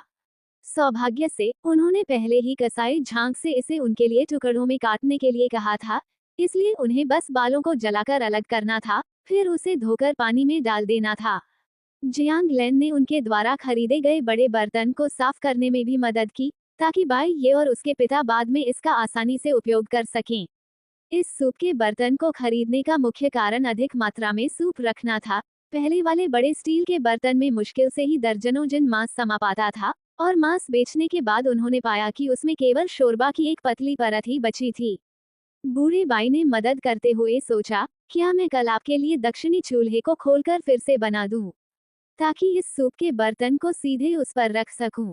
बूढ़े बाई के बोलने से पहले ही बाई आनंद ने सहमति में दोनों हाथ ऊपर उठाते हुए कहा, अच्छा अच्छा, इस तरह मुझे बिजली के कंबल का इस्तेमाल नहीं करना पड़ेगा। बाई आनंद अपने माता पिता के बगल वाले छोटे पूर्वी कमरे में रहती थी। उस कमरे में रखा चूल्हा दक्षिणी कमरे की रसोई के लिए था, जिसका आमतौर पर उपयोग नहीं होता था। गर्मी के मौसम में गर्मी से बचने के लिए वे उस रसोई के चूल्हे का उपयोग करते थे, और उस समय बाई आनंद खुद छोटे पश्चिमी कमरे में सोने चली जाती थी, जिसमें कोई समस्या नहीं थी। हाँ, बिल्कुल सही, अब से हम हर रात दक्षिण वाले कमरे का चूल्हा इस्तेमाल करेंगे, जिससे अनान को इलेक्ट्रिक हीटिंग पैड इस्तेमाल करने की जरूरत नहीं पड़ेगी। पैसे की बचत होगी। बाई ये जोर से हंसी। हाँ हाँ, बहुत सारे पैसे बचेंगे। बाई आनंद भी खिलखिलाकर हंस पड़ी। जियांग लेन और बूढ़े बाई अपनी हंसी नहीं रोक पाए और बोले, आज रात आप क्या खाना चाहते हैं? माँ, अभी भी एक पिछला पैर बचा है, हम इसे बाद में गर्म करके खा लेंगे। और हाँ, आज जो हमने कुछ व्यंजन खरीदे हैं, उनमें से कुछ पका दीजिए, जो भी आपको पसंद हो। ठीक है। जियांग लेन खाना बनाने चली गई, और बाई आनंद एक छोटी सी कुर्सी खिसकाकर अपने भाई को बर्तन में मांस डालते हुए और साथ ही ब्रेस्ड मीट मसाला पैकेट तैयार करते हुए देखने लगी। धीमी आंच पर पकाया गया मांस भी पुराने शोरबे पर निर्भर करता है। इस तरह दिन ब दिन, साल दर साल, गाढ़ा शोरबा मांस का स्वाद और भी बेहतर बनाता जाता है। लेकिन इसमें सिर्फ एक ही बर्तन में मौजूद सामग्रियां नहीं होती, इसमें हर दिन नया मांस, पानी और नए मसाले के पैकेट मिलाए जाते हैं। इसलिए बाई को हर दिन मसालों का एक नया पैकेट डालना पड़ता था। कल रात बाई ने खरीदे हुए मसालों को पहले ही 12 भागों में बांट लिया था। कुल 12 भाग थे, जो नए साल तक चलेंगे। हालांकि वो उस खास लकड़ी की खुशबू को केवल ऑनलाइन ही खरीद सकता था। भाई, तुम क्या खरीद रहे हो? बाई आनंद ने झुककर पूछा। क्या ये वही पेड़ की डाल नहीं है जिसे तुम कुछ दिन पहले घसीट कर लाए थे? क्या तुम और भी कुछ खरीद रहे हो? क्यों न इसे खरीद लें? बाई ने सामान चुनते हुए और ऑर्डर देने की तैयारी करते हुए कहा। चलो पहाड़ों से भी कुछ ले आते हैं, बाई आनंद ने कहा। कुछ दोस्तों को बुलाओ और साथ चलते हैं। बाई की आंखें चमक उठी। अब उसके पास केवल 1000 युआन बचे थे, इसलिए अगर वो उन्हें मुफ्त में ले जा सके तो ये बहुत अच्छा होगा। बाई अपनी छोटी बहन की बातों से पूरी तरह प्रभावित हो गया, और अगले दिन जब वह भुना हुआ मांस बेच रहा था, तो वह बाई आनंद को भी साथ ले गया। बूढ़े बाई ने सुबह चूल्हा ठीक करने की योजना बनाई थी, इसलिए बाई अपनी बहन और एक बचपन के दोस्त को अपने साथ ले गया। वह बचपन का दोस्त था और बचपन से ही सहपाठी था, लेकिन वे एक ही गांव के नहीं थे। बाई की तरह उन्होंने भी हाई स्कूल से स्नातक की उपाधि प्राप्त की और आगे की पढ़ाई जारी रखने के बजाय काम करना चुना। वह दोस्त इस साल की शुरुआत में ही लौट आया था और बाई के साथ समय बिताने के लिए उससे मिलने ही वाला था कि बाई ने उसे जबरन भर्ती कर लिया। वे पहले पड़ोसी गांव गए, और जब वे एक घर पहुंचे तो बाई ने पुकारा, जियांग हाओ। जियांग हाओ लंबा और हट्टा कट्टा था। हाई स्कूल से स्नातक होने के समय ही उसकी लंबाई 1.8 मीटर थी, और अब वह और भी प्रभावशाली दिख रहा था। बूढ़े बाई, आखिरकार तुम आ ही गए। पीछे एक सीट खाली थी, और बाई आनंद ने आज्ञाकारी होकर वहां बैठ गई, जिससे जियांग हाओ के लिए जगह बन गई। ओह, अनान भी यहाँ है। हाउ जी गे। वे तीनों बातें करते और हंसते हुए सीधे आज के बाजार की ओर चल पड़े। आज 2 बाजार थे और उन्होंने बड़े बाजार में जाना चुना। बाई ये इस दिनचर्या से पहले से ही परिचित थी और हालांकि जियांग हाओ को यह नहीं पता था कि बाई ये ब्रेस्ड मीट बनाती है, लेकिन उसने कई वर्षों तक बिक्री में काम किया था, इसलिए वह जल्दी ही इसे समझ गया और ग्राहकों को बुलाना शुरू कर दिया। बाजार में पके हुए खाने के कई स्टॉल थे, लेकिन उनमें से बहुत कम में ही उन जैसे 2 युवक ग्राहकों की सेवा कर रहे थे। वे दोनों काफी आकर्षक भी थे, जिसके कारण वे चाचा चाचियों के बीच बहुत लोकप्रिय हो गए और उनके बगल में बाई आनान के होने से उनकी दुकान के चारों ओर जल्दी ही लोगों की भीड़ जमा हो गई। बेशक लोगों के उनके आसपास इकट्ठा होने का मुख्य कारण धीमी आंच पर पकाए गए मांस की सुगंध थी। रास्ते में ही जियांग हाओ ने गाड़ी में सूंघकर पूछा कि यह कैसी गंध है। उस समय पका हुआ मांस अभी भी एक बड़े बर्तन में था, जिसका ढक्कन कसकर बंद था।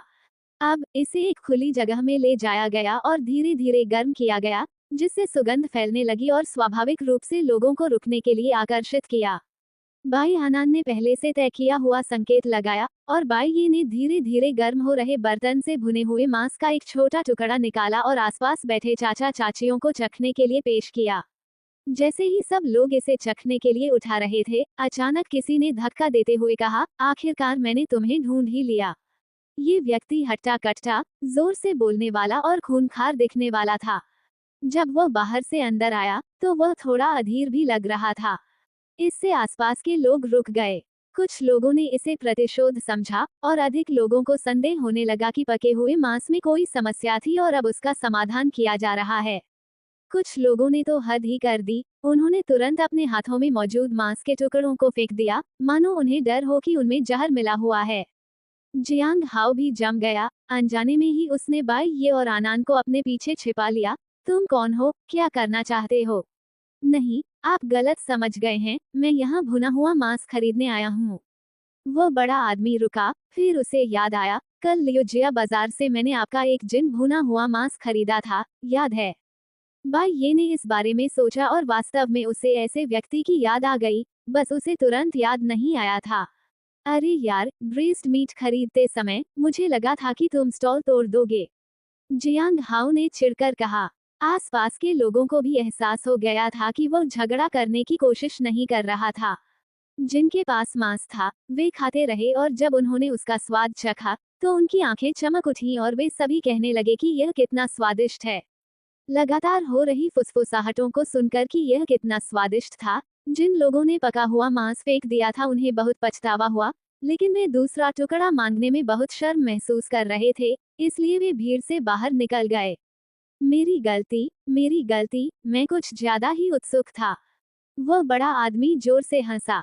कल मैं जो भुना हुआ मांस घर लाया था, मेरी माँ और मेरी पत्नी ने उसे खाया और बार बार उसकी तारीफ की कि वह कितना स्वादिष्ट था।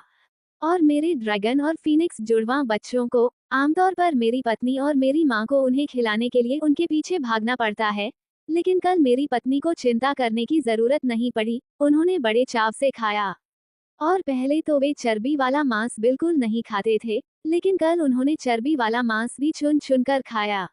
उस बड़े आदमी की ये बात सुनकर आसपास मौजूद सभी लोगों को सहानुभूति महसूस हुई।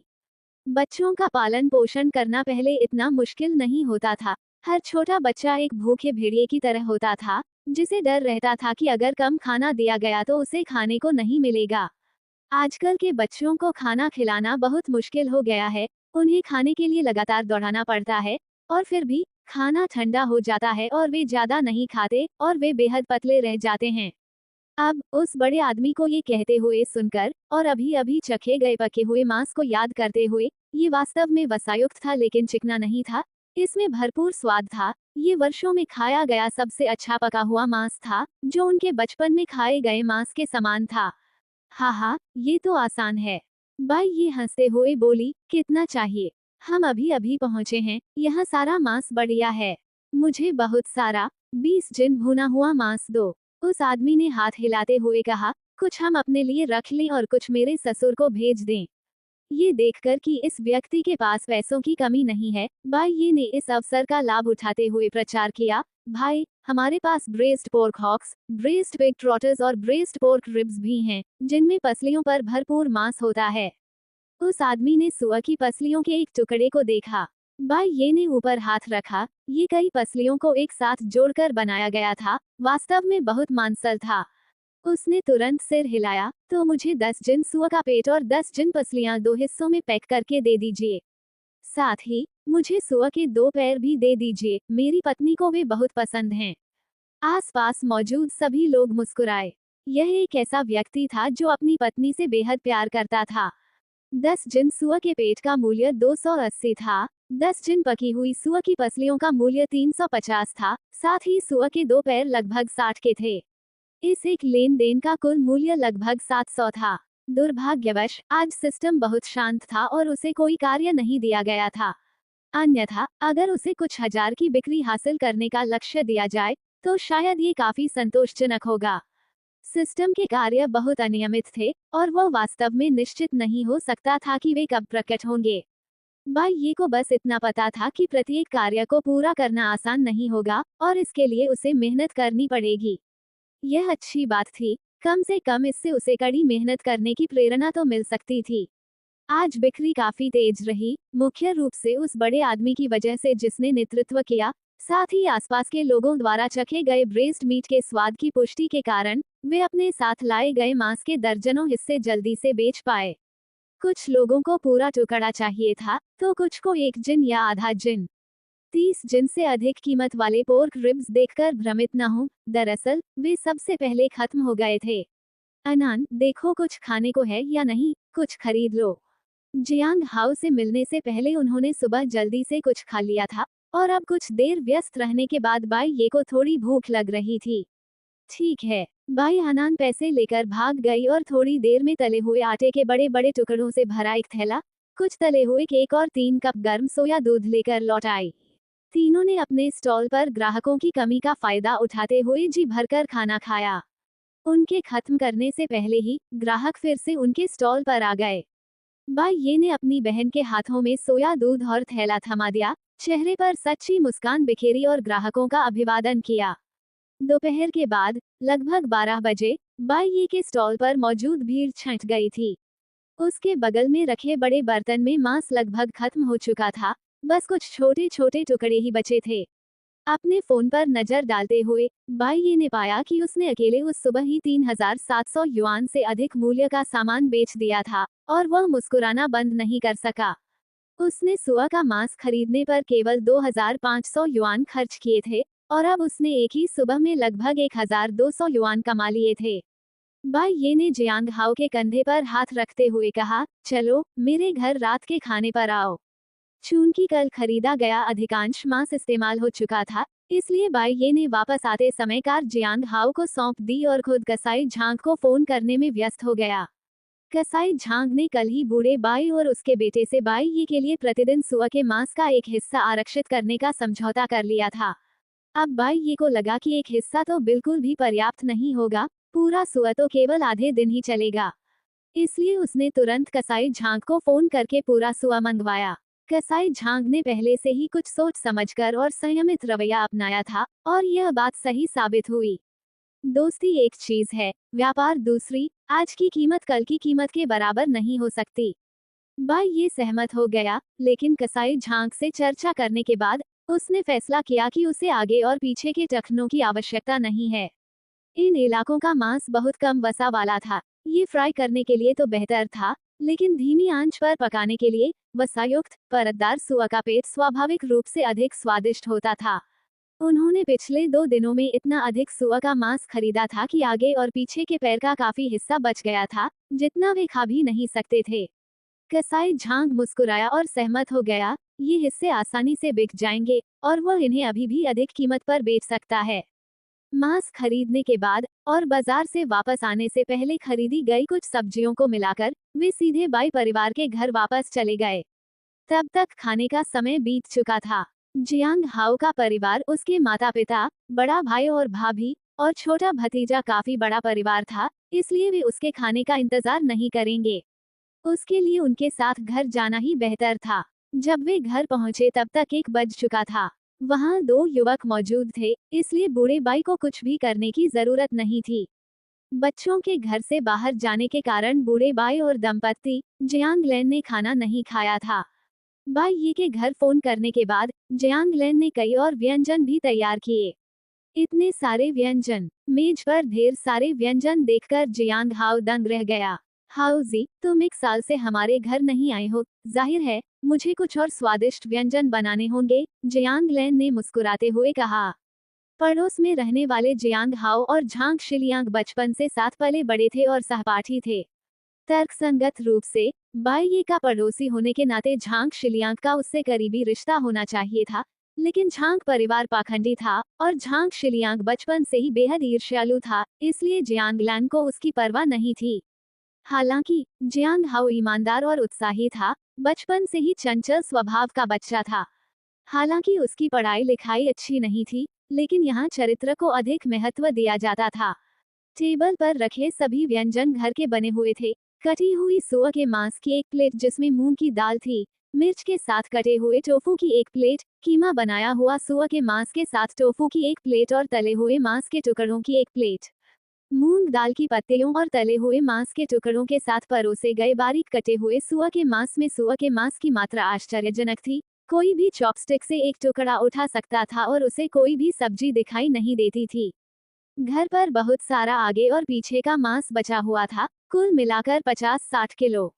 इसके अलावा टेंडरलॉइन भी था। जियांगलेन ने सोचा कि पिता और पुत्र दोनों ने कड़ी मेहनत की है, इसलिए उसने उदारतापूर्वक सुअर का मांस दे दिया।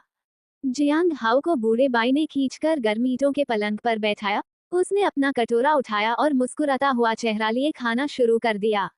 माँ, कल मेरे लिए मीठा और खट्टा सुअर का मांस बना देना, बाई हनान ने खाते हुए कहा। हालांकि स्वीट एंड सावर पोर्क की उत्पत्ति स्टिर फ्राइड स्लाइस्ड मीट से हुई थी और यह मूल रूप से एक ही व्यंजन था, लेकिन छोटी लड़की को हमेशा मीठा और खट्टा स्वाद ही पसंद था। ठीक है, जियांगलेन ने मुस्कुराते हुए जवाब दिया।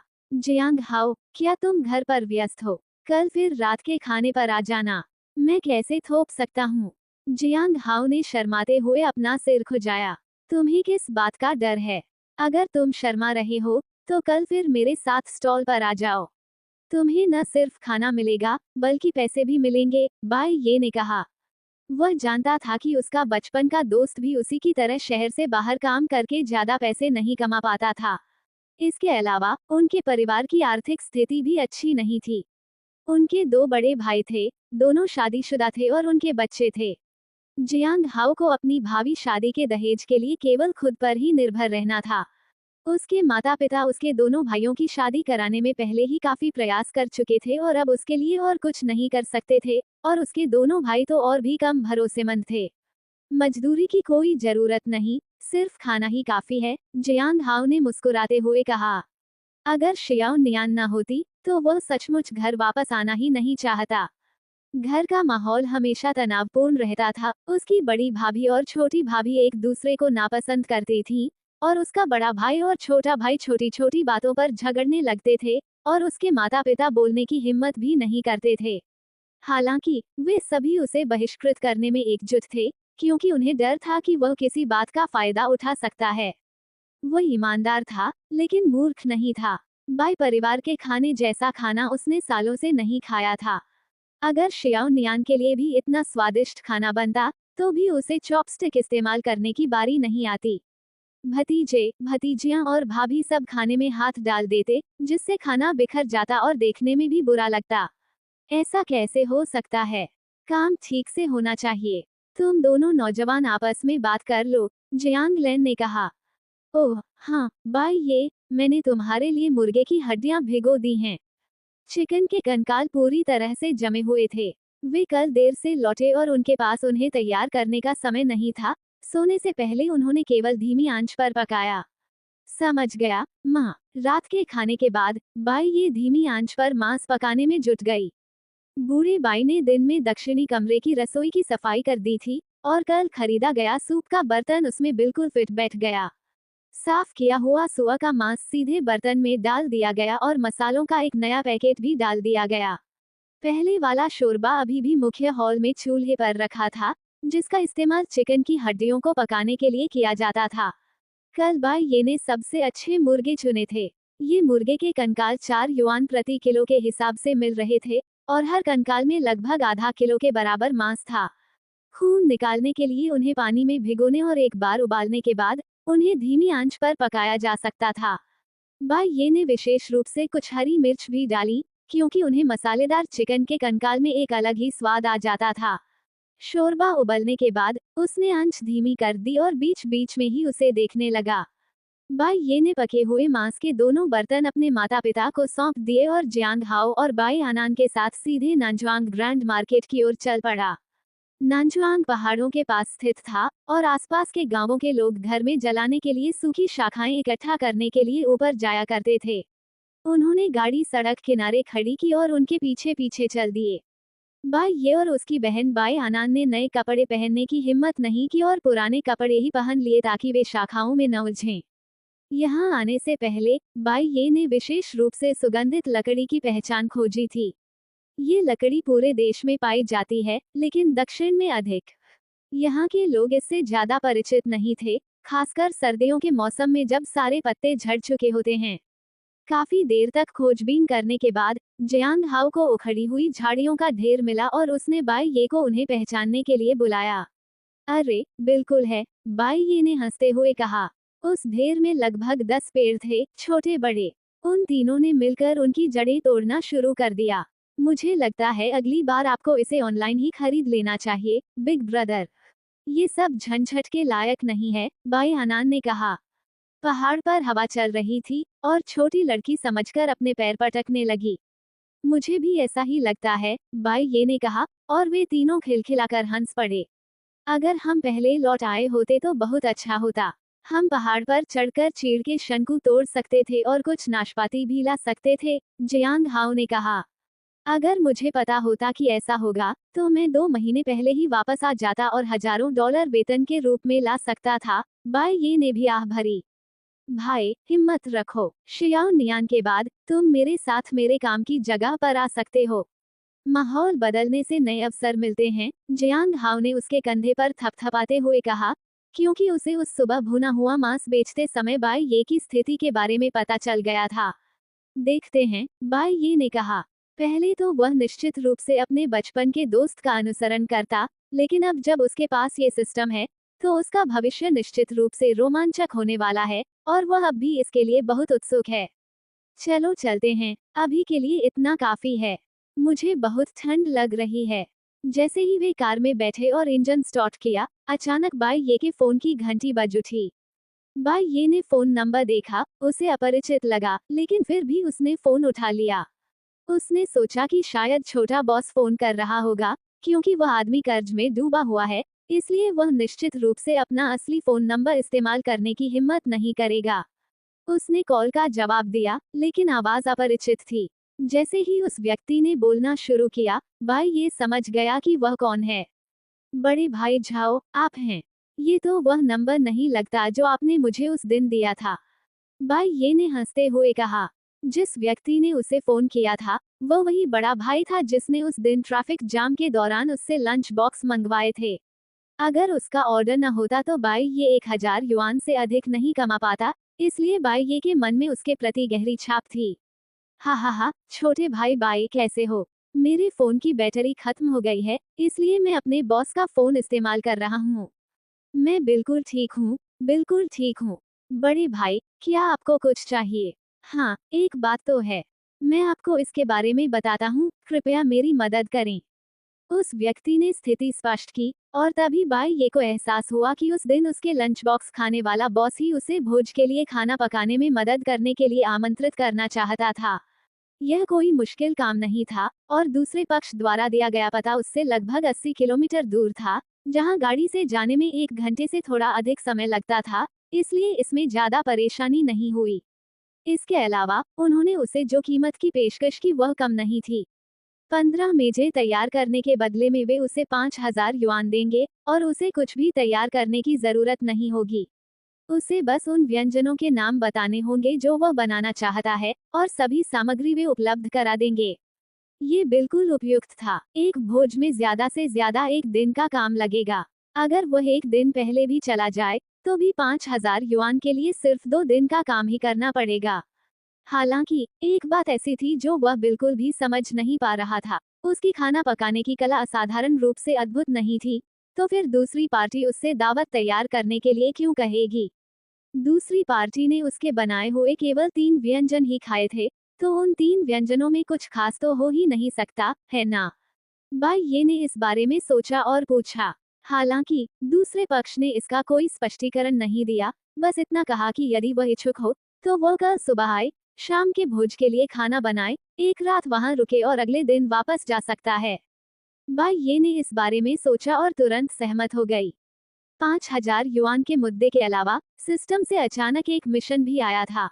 डिंग, यादृच्छिक मिशन 5 भोज की तैयारी करें और 120 संतुष्टि अंक प्राप्त करें। मिशन पूरा करने पर भारी मौद्रिक पुरस्कार और दुर्लभ वस्तुओं के यादृच्छिक ड्रॉप्स मिलेंगे। मिशन में असफल होने पर मौजूदा धनराशि में यादृच्छिक रूप से कमी आएगी। कठिनाई, मिशन के प्रकट होते ही बाई ये की आंखें चौड़ी हो गईं। 3 ठोस सितारों और एक खोखले सितारे वाली ऐसी रेटिंग उसने पहली बार देखी थी। सिस्टम से पूछने पर उसे पता चला कि इसे 3.5 सितारे कहते हैं। उन्हें न केवल इस भोज का आयोजन करना था, बल्कि अच्छी समीक्षाएं भी प्राप्त करनी थीं। ऐसा प्रतीत होता था कि मिशन की कठिनाई कम नहीं थी, लेकिन मिशन को पूरा करने के लाभ भी उतने ही अधिक होने चाहिए थे। बाई ये घर पहुंचने के बाद भी इस मामले पर विचार कर रहा था। क्योंकि बाई ये को बाद में जियांग हाओ को घर ले जाना था, इसलिए उसने कार अंदर नहीं चलाई बल्कि उसे मुख्य द्वार पर ही खड़ी कर दी। जैसे ही वे तीनों सुगंधित लकड़ी से भरा आधा थैला घर में लेकर दाखिल हुए, उनका स्वागत एक मनमोहक सुगंध ने किया। मुख्य हॉल में भुने हुए मांस की गंध का पता नहीं चल पा रहा था, ये सुगंध भुने हुए चिकन के कंकालों से आ रही थी। ये बहुत ही सुगंधित है। बाई आनंद ने अपने मुंह के कोने को पोंछा, उसे महसूस हुआ कि उसकी लार लगभग टपक रही है। बाई ये और जियांग हाओ की हालत भी कुछ खास अच्छी नहीं थी। पूरे घर में फैली इस खुशबू का विरोध भला कौन कर सकता है। यह अभी अभी बर्तन से निकला है। आप सब जल्दी से इसे चख लीजिए। मैं रात का खाना बनाना शुरू करती हूँ। जियांग लेन ने एक कटोरा निकाला और उसे कांग टेबल पर रख दिया। बूढ़े बाई ने शराब भी निकाली और जियांग हाओ को अपने साथ पीने के लिए खींच लिया। बाई ये ज्यादा शराब नहीं पी सकता था, लेकिन जियांग हाओ को कोई समस्या नहीं थी। वो लड़का हाई स्कूल जाने से पहले ही काफी शराब पीता था। बाई ये ने मुर्गे का कंकाल उठाया। कच्चा होने पर इस कंकाल का वजन लगभग आधा किलो था, और पकने के बाद भी इसका वजन ज्यादा कम नहीं हुआ। हालांकि ये वस्तु वजन के हिसाब से नहीं बल्कि प्रति पीस के हिसाब से बेची जाती थी। बाई ये द्वारा खरीदे गए बड़े मांसल मुर्गे के कंकाल जैसे कंकाल 4 या 5 युआन प्रति कंकाल के हिसाब से बिक सकते थे, और काफी लोगों ने उन्हें खरीदा। दरअसल इससे भी बड़े आकार के, ज्यादा मांस वाले और ज्यादा वजन वाले मुर्गे थे। बाई ये को लगा कि 5 युआन उचित कीमत है, और उन्हें 7 या 8 युआन में बेचने से लोगों को लगेगा कि वे महंगे हैं। ब्रेस्ड मीट की तुलना में चिकन के कंकाल जल्दी पक जाते हैं, खासकर वे जिनमें गर्दन होती है और छाती के हिस्से में अच्छी मात्रा में मांस होता है। चिकन ने पहले ही शोरबा सोख लिया था, एक निवाला ही ताजगी भरे स्वाद से भरपूर था, जिसमें हल्के से तीखेपन का भी एहसास था, जिससे ये बहुत ही स्वादिष्ट लग रहा था। मैं भूल गई। मुझे इसमें थोड़ा सूखा टोफू और आलू डालना चाहिए था, बाई ये ने खाते हुए अचानक कहा।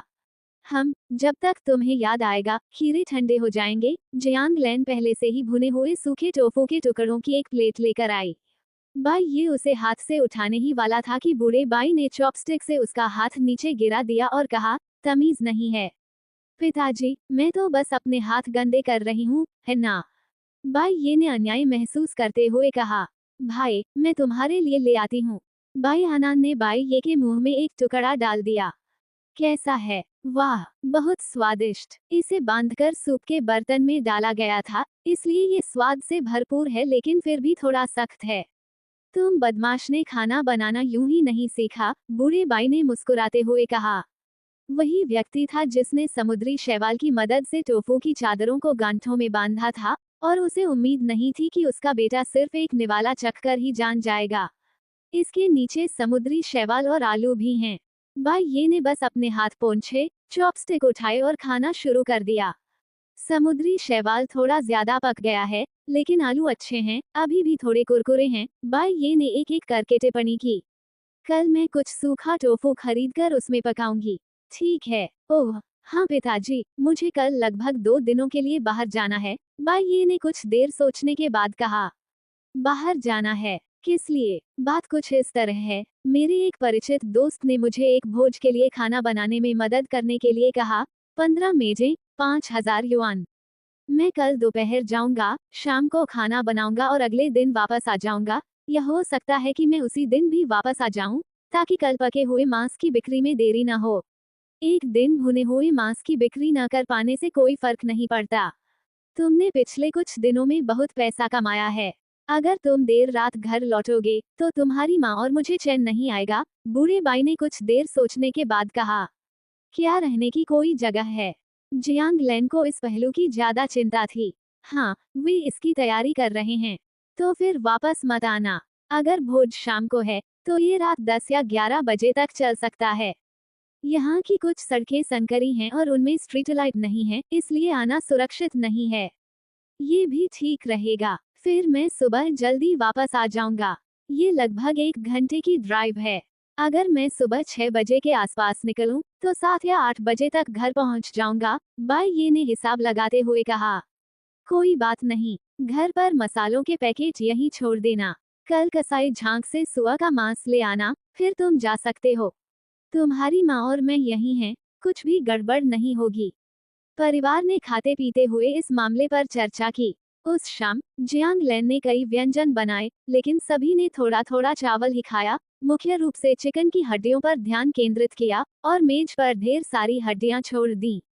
चिकन की हड्डियों के ढेर को देखकर जियांग लैन ने अचानक कहा, नए साल में हम चिकन के कंकालों को तब तक तलेंगे जब तक हड्डियां कुरकुरी न हो जाएं। भाई भाई बहनों ने एक दूसरे की ओर देखा और जोरदार ढंग से सिर हिलाया। चिकन के कंकाल स्वादिष्ट तो थे, लेकिन उनमें मांस कम और हड्डियां ज्यादा थीं। अगर उन्हें कुरकुरा होने तक तला जा सके, तो कितना ज्यादा मजा आएगा।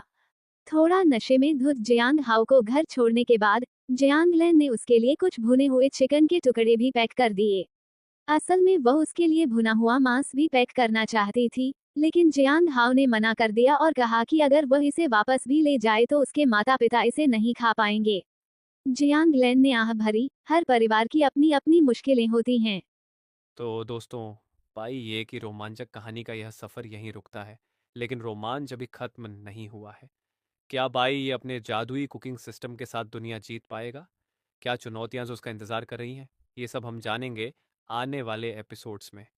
अगर आपको आज का ये भाग पसंद आया, तो वीडियो को लाइक करके अपना प्यार ज़रूर जताएं और कहानी का कोई भी हिस्सा मिस न करने के लिए चैनल को सब्सक्राइब करें और बेल आइकन ज़रूर दबाएं, ताकि अगला एपिसोड अपलोड होते ही आपको नोटिफिकेशन मिल जाए। आपको बाई का अंदाज कैसा लग रहा है? अपनी राय कमेंट बॉक्स में ज़रूर लिखें। मैं आपके कमेंट्स का इंतज़ार करूंगा। मिलते हैं अगले एपिसोड में। तब तक के लिए अपना ख्याल रखें। शुक्रिया।